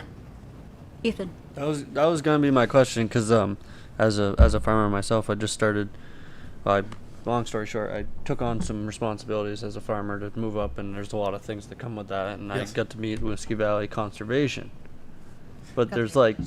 Yes. So there's all these different Yeah, parts. yes, And I was like yeah. trying to understand it. I'm like, hey, but I know. And they're like, no, this is different. I'm like, okay. So my question to you guys Yes. is, do you, as a nonprofit, do you get to work with Winooski Valley Conservation? Yes. Awesome. Yeah, we actually, their model meshes with ours. Perfect. Very much, because they leverage resources to do projects Yeah. on lands Yeah. like ours. So it's actually a very similar. That's awesome. USDA is helping us out with on projects, and there's a Yeah, I number just of- started working with Heather Murphy, and it's been great. So. Yeah, they've done a few Yeah. buffer planting, Yeah. restoration kind of And projects that on was some of our land. one of the things I wanted to mention when we were talking about the federal dollars not being uncertain is there is actually a lot of federal dollars that got dumped in last year for the riverside planting, Yes. stream planting that was underutilized, and Yes. they're actually they're already talking about reappropriating it for the coming year. Yes. So there's awesome amount Yes. of federal dollars, and to my understanding, that it's not in danger at all. Yeah, it's secured. It's been a committed to pleasant the state of surprise to us how Vermont. much Lake Yeah. Champlain money is stuck around. Okay. So I just want to make sure that hasn't changed, because that's what the last I had Yeah. heard was that money is not going anywhere. It's being utilized to its purpose, Yep. but it's going to be able to be stretched out. I thought there was maybe 28 is what I heard if we had to use the funds by or something like that. But that's great. Yep. So. Yeah. I'm actually unique because I'm in the Lamoille Water District and the Winooski. Oh gosh. Yeah. Waters that run in both ways. Lucky you. Yeah. Great. Thank you guys for all the work. Yes, thank you. Shannon, Kendall? Go ahead. I just had a general question, more data related. If you do have any statistics on the residential use of all the different properties, do you have any way of tracking? We I not just wondered, just curious. since we do not have any gate tenders, and since we do not charge for our parks, that becomes problematic. However, part of the strategic planning process, we all feel that that's critically important, that we need to pick up the ball on that. So once we get the plan together, we're planning on going after another grant to do more, everything from the clipboards to game cameras, recording people coming and going. There's a lot of ways that we can collect information. Right now, it's how many people are in the parking lot, frankly. And that's actually a pretty good measure for a lot of our parks. We can sort of generally tell how many are being used. But the answer is no, and we need to know. We want to have better data. So that's a great point. We do plan, as part of the strategic planning process, to have a visitor use survey. We're Yes. hoping to get that out earlier during the summer, but just capacity have not been able to. But hopefully have that, and we will be asking as part of that. It'll be an anonymous survey, but we are asking people to share their zip codes so that we can get a sense of where people are coming from and what parks they're visiting, and if they're kind of leaving their zip code to go visit another one of our parks that's maybe outside of the community that they live directly in, to get a better sense of how the overall, all of our member towns sort of use all of our parks. Okay. Thank you. Thank you. Shannon? I'll start with some feedback you asked for on the 2-page report. I thought it was great. I thought it was nice. I appreciate the hyperlinks. We are not the city. You referenced in the bottom right corner not the town. We were using a template this year and realizing that some of those little nuances of updating the names Sure. got overlooked because there were so many different places. But just that like we the had 1 it, cent but- for the local option tax and the junction, we're not the city. So if you could just in future reports make sure you reference us. Yes, we promise. But other than that, I thought the pictures were great. It was nice to actually see the new bridge over on the Woodside property. Thank you to you and your team for everything you did over there. I know there was a number of trees, and it was looking pretty bad. I drive past there every day, so I really appreciate all the work you did after the storm damage and everything else like that. So And Overlook has been hugely upgraded, so I suggest you check that out too. So That's new wonderful. fencing, and they took some trees down that were blocking people from being able to move in and out, and so that's fantastic. I really appreciate you doing that. Yep. I noticed in your budget, and I appreciate the points that Andy brought up. That was going to be my first thing about level funding versus our dues going up. Noticeably, you don't seem to have a huge budget for advertising or promoting that you exist. $300 for an annual budget is pretty minuscule, and $100 for printing. How do you get the word out? mostly our webpage. Utilizing social media can be problematic, and we have you see 2/3 of our staff. So we're not in a position to have robust, interactive, social media kind of interaction, but our main focus is making sure that our webpage, because the most important things we communicate are hazards at the park and flooding. Those are the things that people really want to know about, and also to get good trail maps and to understand, how they can interact with us if they want to come to a board meeting. Currently, our webpage does an okay job of that. Part of the questions we're asking during the strategic planning process is how can we better communicate? We're getting a lot of good feedback on that. So, things can and will change. But it's if we have really good, solid trail maps and we've got really good, solid, up-to-date website, that's really how we're communicating now. Okay. And we currently have a grant that we're working on, funded from the Lake Champlain Basin program to update all our maps and information at all of our parks on the kiosks, and to place build new kiosks at some of our parks that don't have that. And those will have, as Nick mentioned, will have better maps that not just of the park itself, but showing the regional connection to all of our parks that we manage, so people can understand that the same entity owns Colchester Pond, that owns Woodside, that owns the Ethan Allen Homestead, and then also the connection to the other regional parks that are owned by the different municipalities, and sort of conveying that as succinct as we can in a kiosk sign, but then having QR codes for those that want to learn more, to go to our website to better understand more of who we are and what we do. So we are slowly working on getting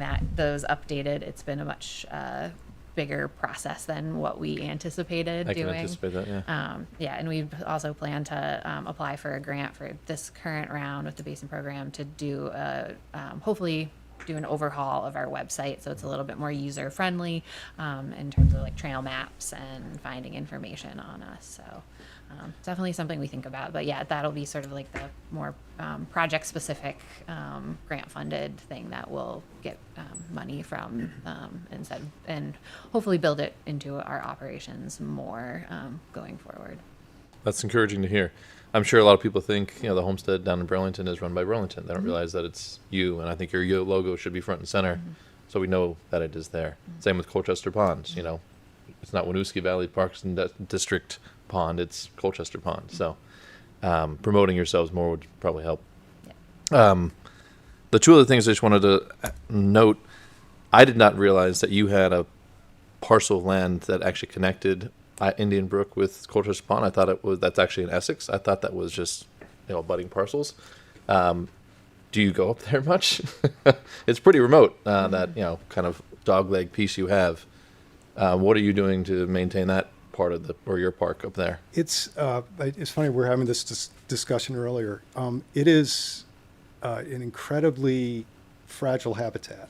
So it's a bobcat habitat, and there's a fair amount of rare and endangered species up there. So it's a long way of saying we're not encouraging a whole lot of hiking up there until and unless we have a really good, solid plan of how to get back and forth, if that still makes sense. So Harlan and I were talking about earlier.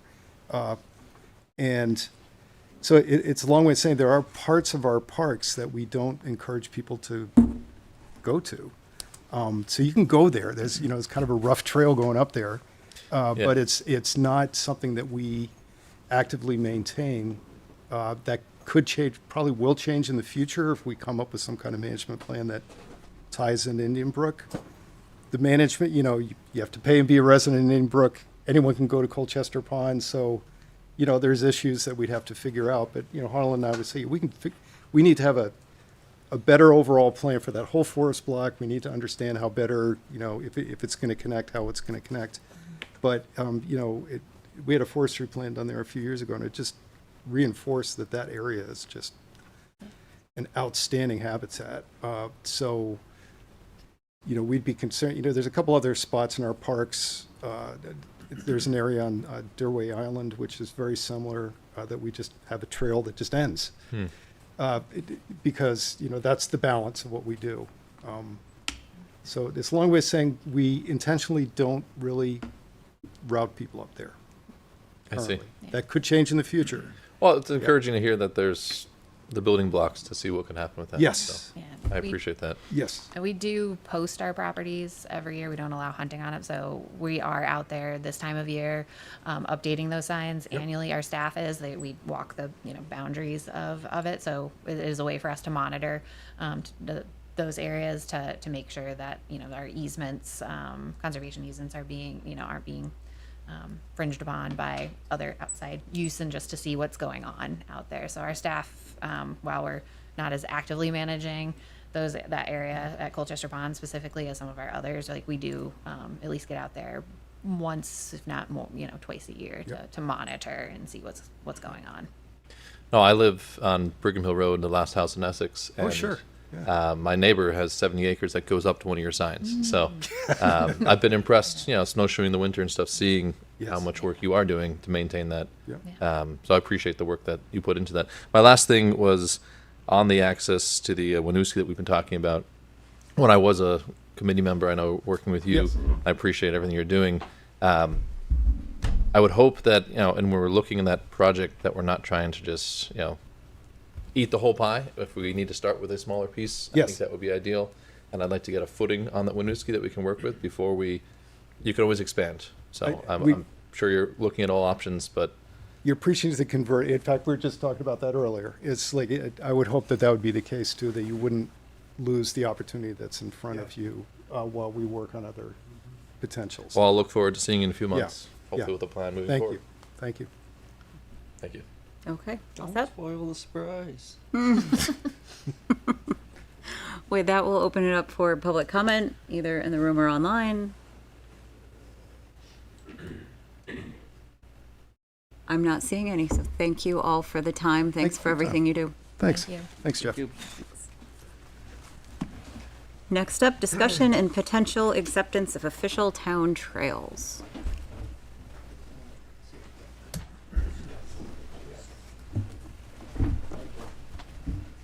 Good evening. Good evening. Hello. I'm Hans Netty, Trails Coordinator for the Town of Essex Parks and Recreation Department. Great to meet all of you who I haven't met yet. So we're here because the department is identifying trails on town land and town-owned easements where we see recreational and community value. And we were hoping to adopt those trails as official town trails. We were doing this because we believe that it'll allow the department to budget and plan for the maintenance and capital improvements of those trails. And we see this as an incremental process, as I said in the memo, where we bring a couple trails to the Conservation Trails Committee. We hear their recommendations and the review, or we hear the review and hopefully get a recommendation. And we bring it to the select board and request that the trails be adopted. So that is what we're doing today. And there's 12 trails in the memo that are outlined. Any questions or comments would be great. Board questions or comments? Shannon. Welcome to the team. I haven't had a chance to meet you, but I've heard great things from many of my friends on the committee still. And I saw your posting about doing the tagging of a new trail at Indian Brook. So you've already hit the ground running, so appreciate that very much. On the Forestdale trails that were on here, I know everything was labeled as unlabeled, a number. Has there been any thought about possibly adding some sort of reference name, or using this as a opportunity to bring the town together to name such trails? Definitely, yeah. And we've thought about different options. I was talking to Dwayne in the CTC, and he was mentioning it'd be a fun idea to have like the community name trails, things like that. So we've been thinking about different options, but this initial project is just to kind of have identifiers like I have there, like FD1, FD2, just so we know what trails we're talking about when we plan for them. Will there be, if we pass this tonight, will you then go out and mark those trails so people know where they are? Yes, that'll be a process. It's going to be a process. I'm not exactly sure the timeline yet, but that will be, once we adopt them, we'll be marking them, maintaining them, etc. Yeah. And giving people reference to know where, if you're trying to get to Alan Martin, that way or something like that. So Yeah. I'm just thinking about safety. You know, if I'm Mhm. going to a trail network and everything's labeled unknown trail this way, it's easy to get lost. No, yeah, we've been working on signage and wayfinders at Indian Brook a lot, making that a lot clearer, and so we'll be doing that for Forest Hill and all the other trails that we hope to adopt. Yeah. Excellent. I'm just going to add a little bit to that. It's one of the conversations that we have on a regular basis. One of it is emergency services, making sure that we've got some identification that we can make official, an official town trails map, that we can provide to emergency services and the communities and do wayfinding materials within those to enhance the safety of the trails for all. The naming, I think, will, as we start to get more aware, the public more aware of the trails, some of the naming is probably going to come naturally. There have been past trail caretakers. I'm sure we're going to see some nominations for trails being named after people that have been very committed in them. There may be community naming. We're not sure how that's going to plan out, but we feel like the names will eventually follow. Right now, we just need some sort of an identification system and an inventory system that makes our lives easier to plan for and a budget for as we move forward. Excellent. Andy? Will there be effort to remove unofficial trails, or is that? Depending on where they're located, I think would be the simple answer for that, and whether or not they're creating any damage to the forest block or habitat. So we hope to analyze all of that. A lot of the trails that we've identified, a lot of trails out there that have popped up now. Some of those trails may have popped up because this trail was too wet at a particular area, and people just looked through the trees and like, I can get through there, and the next group followed them, and then we had a new trail. So yes, all of this is going to be helpful to identify problem spots, trails that may be interfering with habitat in other ways that we are probably going to want to block off and revegetate if they serve the same purpose as another trail. Okay. And if I can add, and naturally with increasing maintenance and increasing signage, that'll naturally keep people on the trail and kind of avoid those rogue trails. So that'll hopefully be a natural consequence of this increased signage and maintenance and stuff like that. Can I ask another one? Yeah. I notice sometimes, like especially out at Indian Brook, the trails get wider and wider and wider and wider. Maybe this isn't really related to this question, but I've always wondered, do we at some point rein that in? How do we? Absolutely. That's been a lot of wear that has happened to those trails. And as the wear happens, the water settles. And when it rains, the people go a little wider to the dry ground and then a little wider to the dry ground. So that's a trail maintenance program, budgeting for those types of regular maintenance on those and going out. Hans has been doing a phenomenal job with volunteer groups, getting out there and getting some work on those trails, grabbing the tools and going out and installing water bars by himself to stop the water erosion that's happened on some of the steep grades. So yes, to answer your question, that is all part of this process, and these 12 trails that we've brought to you are very well loved and used, and for us to get them off from our list of things to do, it's kind of the low-hanging fruit. Established trails, everything's in place. All we need is for you guys to tell us, yes, this makes sense. And then those are planned for, and then we're going to start seeking out the next round of trails to bring to your attention, to eventually at some point get to that completion where we have a very detailed map of official town trails. Sorry, one more. Yeah, go ahead. I've always heard that hiking in the springtime is really not a good idea, but we don't ever close our trails. Depending on the areas. Actually, I should let you speak to this, but yes, depending on the areas, there are some sections of trails that we may consider closing in the future as we start to control the trail network. Right, great. Yep. Thanks. Other questions? Ethan? Oh, I don't have any questions about anything that's on here. But I'm really curious because I haven't had a chance to sit down and talk with you yet. But have you been up to the Essex, the West Sleepy Hollow property? I haven't, but I've heard. You got to come up there this way. But I've heard from Harlan. Harlan's a big fan of that area, so I've heard. Winter time, we my family's big into snowshoeing, but I just tell you that there is the most beautiful trails up there that are maintained by the. There's a big resident network of private land in there, and you know, some of the nicest groomed cross country trails you'll find. Oh, no kidding. Are they grooming the all cross winter in the winter time? I haven't been up in the winter. I don't know if they go on the town land with the groomer, but I just know that a lot of the private property is groomed. Ah, that's good to know. That's one of the And you can get to properties it from we're my excited to backyard. So. Kendall? My only question is, I know it says trails on town-owned land or town easements on private land. Are Correct. these established easements with the landowners are all on board 100%? I only mention that because there have been towns that have run into a problem doing this where they have gone from a semi-non-formal agreement to a formal agreement, and the landowners have not preferred the formal agreement. Yep. So I just wanted to make sure that these trails all have established town easements, and the These landowners easements are fine. are on the deeds and the paperwork, or the majority of them, from what we've seen, have been worked out during development review of the particular neighborhoods that they're connected to. So yes, these are town easements. So there's no conflict there.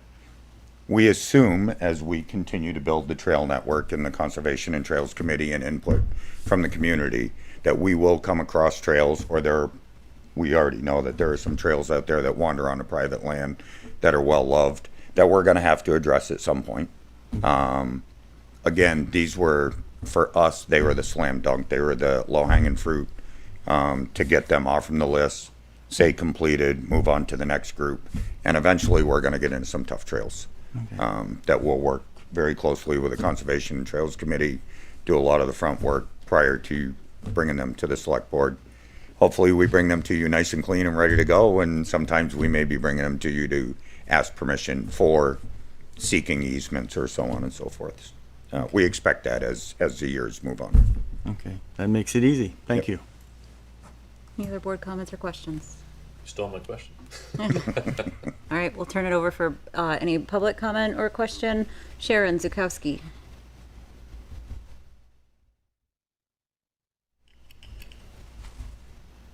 Sharon, we can't hear you.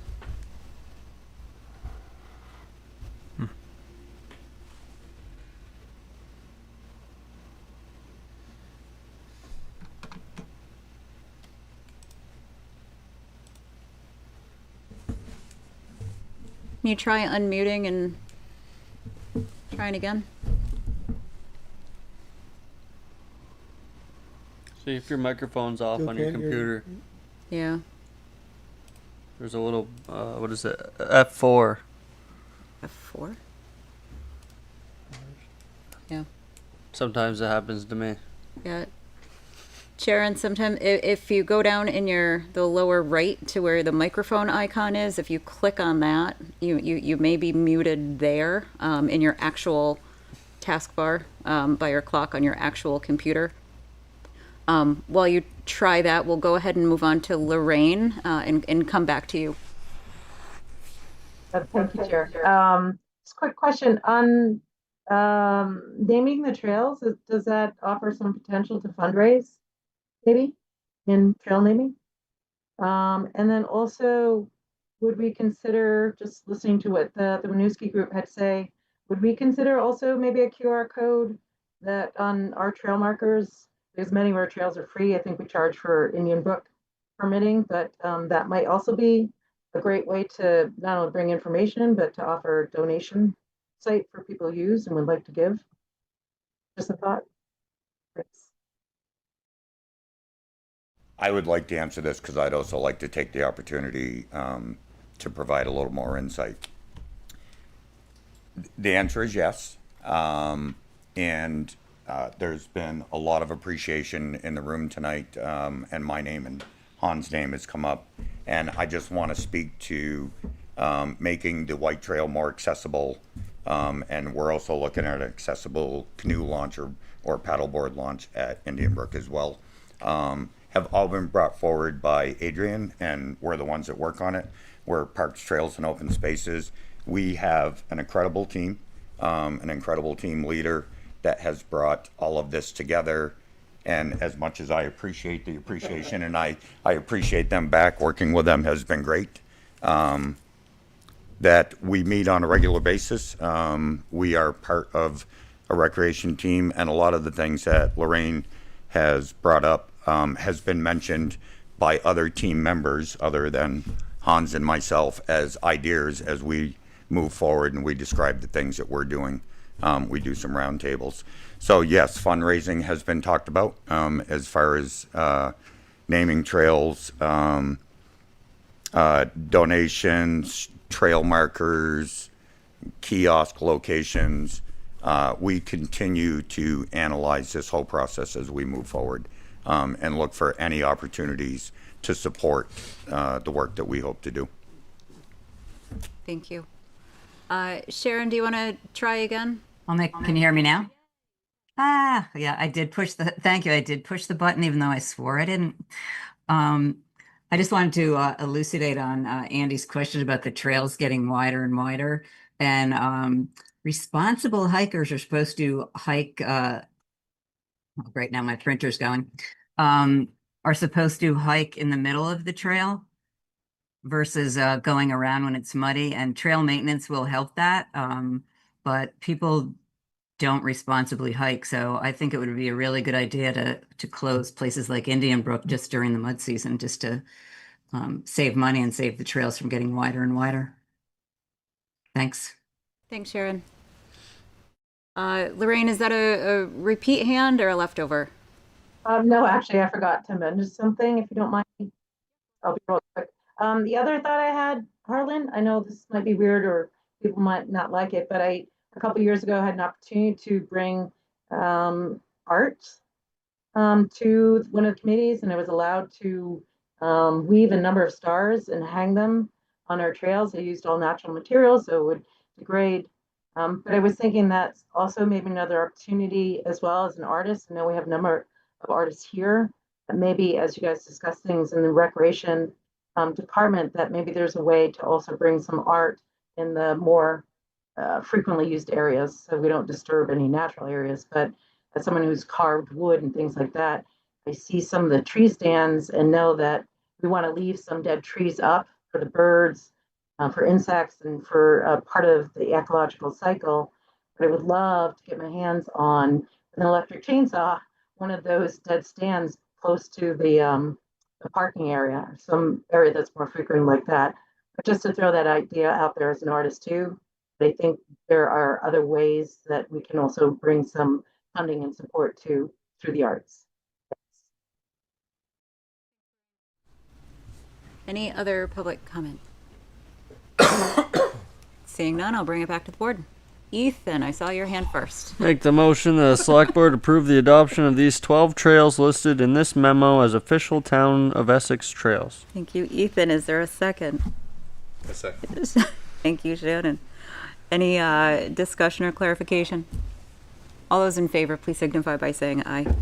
Aye. Opposed, nay? We have accepted official town trails.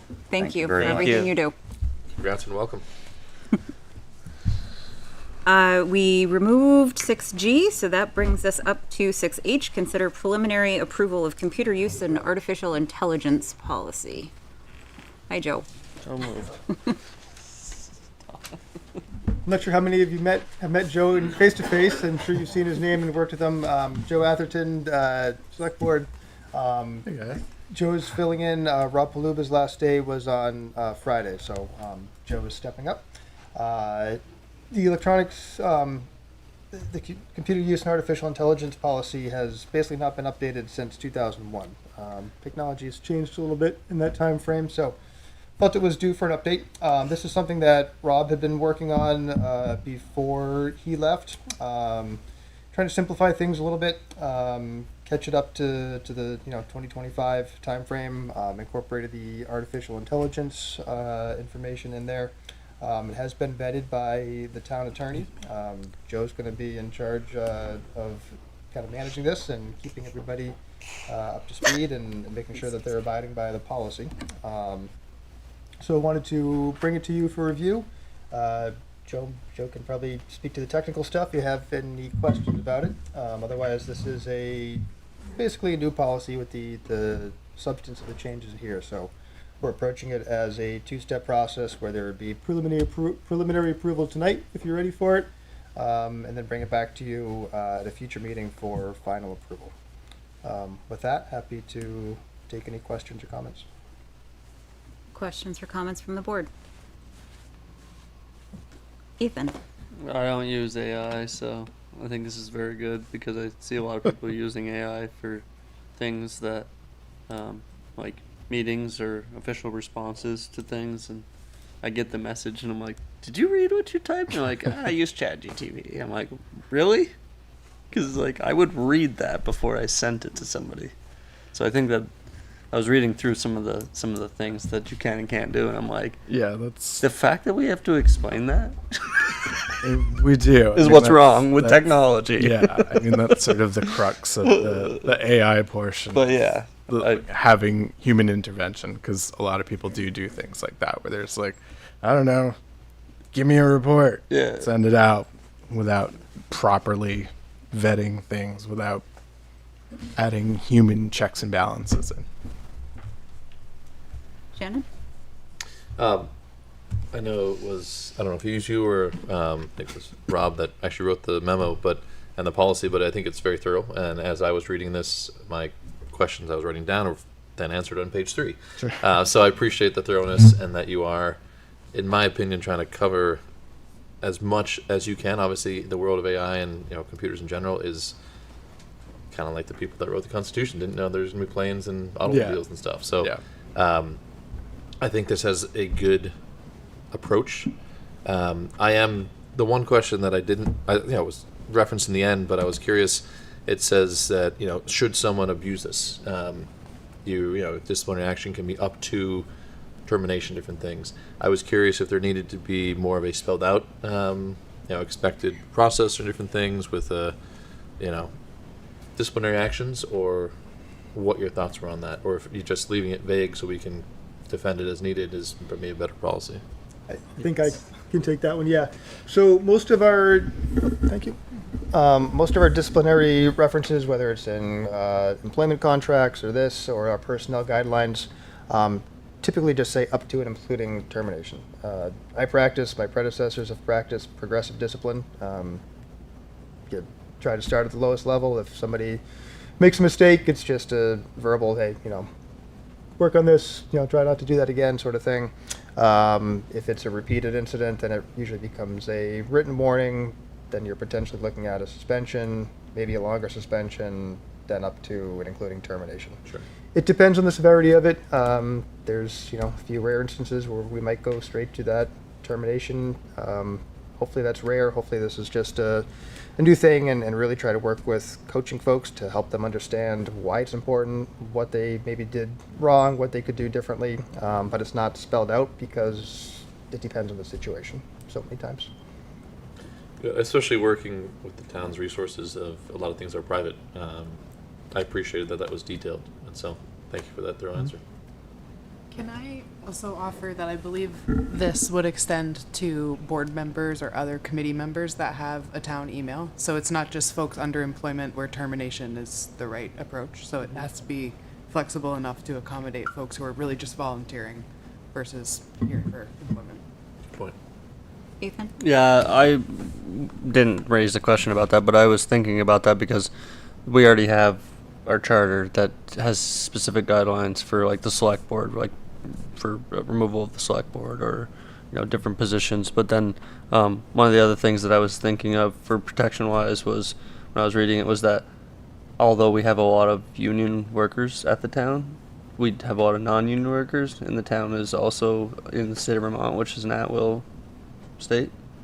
So that vagueness allows you to you don't have to disclose to anybody in the state of Vermont why the termination's been voided, unless you're a union employee. There's whole process. Yeah.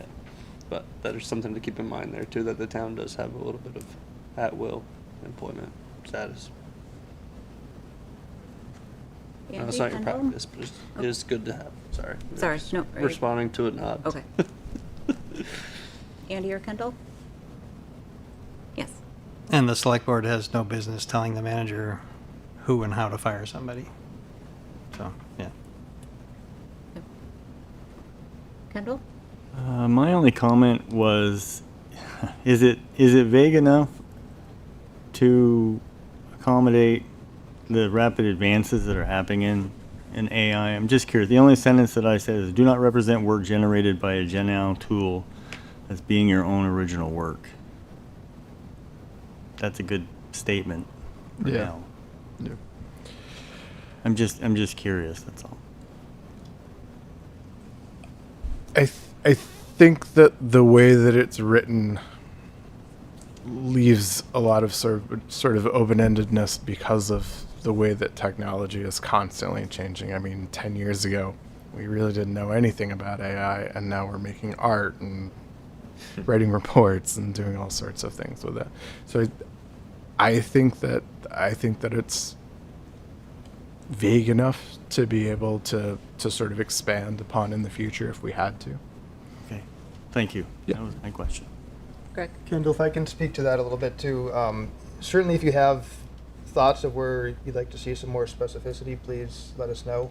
And just like any other policy, hopefully not 25 years later, this can get updated if advances happen that we need to address them. When Rob and I first started talking about this, probably close to a year ago, 9 months ago, we started talking, okay, we got to do something about AI. How do we want staff to be able to think about and do that? And we started talking about, okay, should we put in ChatGPT? Should we put in the Microsoft AI? And pretty quickly it was like, it's everywhere. Within weeks or months, every website, everywhere you go, every computer program is having it. And so we pretty quickly realized just we can't name certain programs because there's going to be a new one tomorrow. So that's kind of why we try to take the approach we did about leaving it sufficiently vague, but providing those guidelines Okay. to stay within. No, that's perfect. Thank you. So I did have some comments. Specifically in section 4, especially if this could affect employment or volunteers, members of boards or committees, specificity and clarity would be helpful from my lens. In the second bullet, whether content is unflattering or unprofessional. In the next bullet, distribute inappropriate or offensive content. Those terms can mean different things to different people. Sure. So, understanding that, there are some things that most of us could agree upon. So maybe throwing in some including but not limited to types of language. Sure. For those, just to give examples of what the town would consider to meet those. In section 6, the guidelines do not section. One of the bullets spoke to help you make employment decisions about applicants. The other bullets do tend to go into other things as well. But I'm a huge fan of a human in the loop as far as like no final decision should be made by an AI tool. So perhaps expanding on that. And also I did pass along to Greg, the state of Vermont does have an AI policy guidance and a code of ethics that could be a great reference to dig into some of those things in greater detail. Specifically, there is a really handy chart around what's acceptable and what's not. That could clarify some of that inappropriate and use conversations. The other item that I had was there is a broader conversation happening in tech circles around how AI can be embedded into everything. And, you touched on that this evening where, it tentacles into everything. And as such, I'm curious about your thoughts as far as whether it makes sense to have a standalone policy regarding AI or have AI be addressed in individual policies, since it is embedded in so many different things. Sure. But just curious about your thoughts on that. Personally, for me, and I worked with Rob to draft this over a period of a couple of months. I think, for me, I think having it as a part of the greater policy allows for a little more accountability and, frankly, just being able to sort of pen everything in under one sort of policy. Like, we're already going to have like a separate policy for social media and things, and I don't want to have to start siloing things, whereas this is sort of everything's under the umbrella. We've got AI, we've got your passwords, we've got your email, we've got everything. So for me personally, I like to have it as part of the greater policy, especially because, frankly, 60% of the people that are going to be signing this thing aren't going to use AI, or don't know how to use it, or, frankly, don't check their email. But to be able to have everything sort of under one umbrella, I think is beneficial, and it's sort of easier to police in a way. Good point. Any other board questions, or can we go to public comment? I'm not seeing anybody raising their hand, so if there is any public comment on the proposed, the draft computer use and AI policy, now would be your chance. I don't see any hands up, so we'll bring it back to the board. Shannon. Madam Chair, you had a lot of specific wording and different things. Do you feel comfortable if there was a motion to move forward, or do you want to table this and suggest the language that you were saying carries more weight? Understanding that this policy is so old. I mean, it's a dinosaur compared to, like, in the technology space, it's incredibly outdated. My preference would be to have something that we can then adjust going forward, and add levels of specificity, or, like I mentioned, the use table. But that would be my, I don't have any objection to moving forward with the draft as it is. Okay. Because obviously we could table this and bring it up in the December 1st meeting or something like that. Yeah. And I don't know what staff workloads are at this point. Yeah, I think Joe and I can speak after tomorrow, later on this week. I think it would be relatively simple to put in some examples of, including but not limited to, and some stuff like that. We would do that in track changes.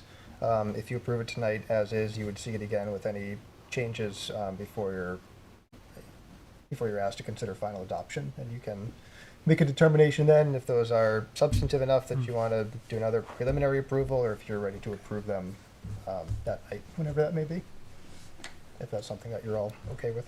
Great. Shannon? That I would motion that the select board give preliminary approval to the computer use and artificial intelligence policy with track changes for approval at a later date. Thank you, Shannon. Is there a second? Sorry. Second. Thank you, Ethan. Any final discussion? All those in favor, please signify by saying aye. Aye. Aye. Motion carries 5-0. Thank you so much. Thanks, guys. Next up is consider approval of resolution of appreciation for Rob Paluba. Greg, do you want to do the honors? Please. So as you heard earlier tonight, Rob's last day was on Friday. He's moving on to bigger and better, different things. So we wish him well. Rob is here for, I think it was close to 12 years. He accomplished quite a bit. The resolution, I think, speaks to what Rob has done for the town of Essex, the village of Essex Junction, city of Essex Junction as well. He started off here as the network administrator, advanced to IT director. He really helped build the network in this building at the police station. He helped mentor people like Joe and bring Joe up to the skill set that he has now. Others who have been here. And really, I mean, one of the most important things, our internet has been secure, our network has been secure. And those are things that you don't see on a day-to-day basis that I try not to think about but need to think about. But it's one of those kind of unsung hero sort of things that people work behind the scenes to make sure we have as few hiccups as possible, and Rob was great at that. So I think the resolution highlights some of the things that Rob did for the town, and happy to take any comments as you consider this. I will say that he also has excellent cable management skills, seeing our server room. I've always been very impressed. Sorry, the nerd in me is showing. That's wonderful. Just to add to what Greg was saying, I think it's very true that there's a lot of unsung heroes. That it's when something doesn't work, it's a fiasco. But when it's business as usual, everything else, there's a lot of people working in the background. So, thank you, Rob, for all you've done to make the show run smoothly. Agreed. Sorry, I didn't return my computer. I'm glad that's gonna be in the minutes. That was a real apology. So would anyone like to make a motion? Ethan? Make a motion the select board adopt a resolution of appreciation for Rob Paluba. Thank you, Ethan. Is there a second? Second. Thank you, Andy. Ethan, Andy. Any discussion, or all those in favor, please signify by saying aye. I do want to make a comment. Yes. I just wanted to say that in addition to all of his technical contributions and skills, he was a upstanding person. I really enjoyed working with him, and I always appreciated all my interactions with him. Well said. Agreed. Yeah. Agreed. I would just add, Rob was one of the nicest guys you'd ever meet, and he will be missed. All right. All those in favor, please signify by saying aye. Aye. Aye. Aye. Opposed, say nay. Motion carries 5-0. Should we read it? Shannon, Yeah. would you do us the honors? I would be honored. He's ready. Resolution in appreciation of Robert Paluba. Whereas Robert Paluba was hired as network administrator for the town of Essex on March 24th, 2014, and was promoted to information technology director on January 13th, 2018, and whereas Rob has resigned as IT director with his last day on November 14th, 2025, and whereas Rob was instrumental in building and maintaining the town's IT network at the police station, town offices, and other municipal locations, and whereas Rob served 2 municipalities and more than 100 employees through a period of shared services for the town of Essex and the village/city of Essex Junction, and whereas Rob mentored and trained IT staff to help them grow professionally and personally, and whereas Rob worked continuously to keep the town's IT network safe and secure, now therefore be it resolved that on the occasion of Rob's departure from the town of Essex, that the Select Board, on behalf of the staff, residents, and employees of the town of Essex, hereby extend our most sincere appreciation to Robert Paluba for more than 11 years of service in protecting the town of Essex from threats seen and unseen to ensure a safe environment for all that participate in town operations. Adopted this 17th day of November 2025 by the Essex Select Board and Town Manager. Thank you. And thank you, Rob, for everything you've done. Which brings us to the executive session portion. So we'll skip ahead to the reading file on any board member comments. I will make a note about the draft Keystone Planning Project report that's in the reading file, just for you to get up to speed on that for a future meeting. Any other board comments? Andy? When are we going to see the budget? By Friday. By Friday, okay. Pick up also? That should be okay, yeah. Okay. Shannon? I would just want to echo what you were saying about the item C in the reading file. I'm looking forward to the bigger discussion, and Andy highlighted a few things about bridges and different things. My comment is just happy Thanksgiving to everyone. I look forward to seeing you in December. Yeah. Same. All right then. Do we have an executive session motion? Andy? I move that the Select Board enter into executive session to discuss the negotiating, securing of real estate purchase or lease options in accordance with 1 VSA Section 313A2, and to include the town manager and deputy town manager. Thank you. Andy, is there a second? Thank you, Ethan. All those in favor, please signify by saying aye. Aye. Aye. Opposed, nay. Motion carries 5-0. We'll be coming back only to adjourn. Correct. Okay. All right, folks. Thank you. Have a good night. Have a very thankful Thanksgiving, and we'll see you in December.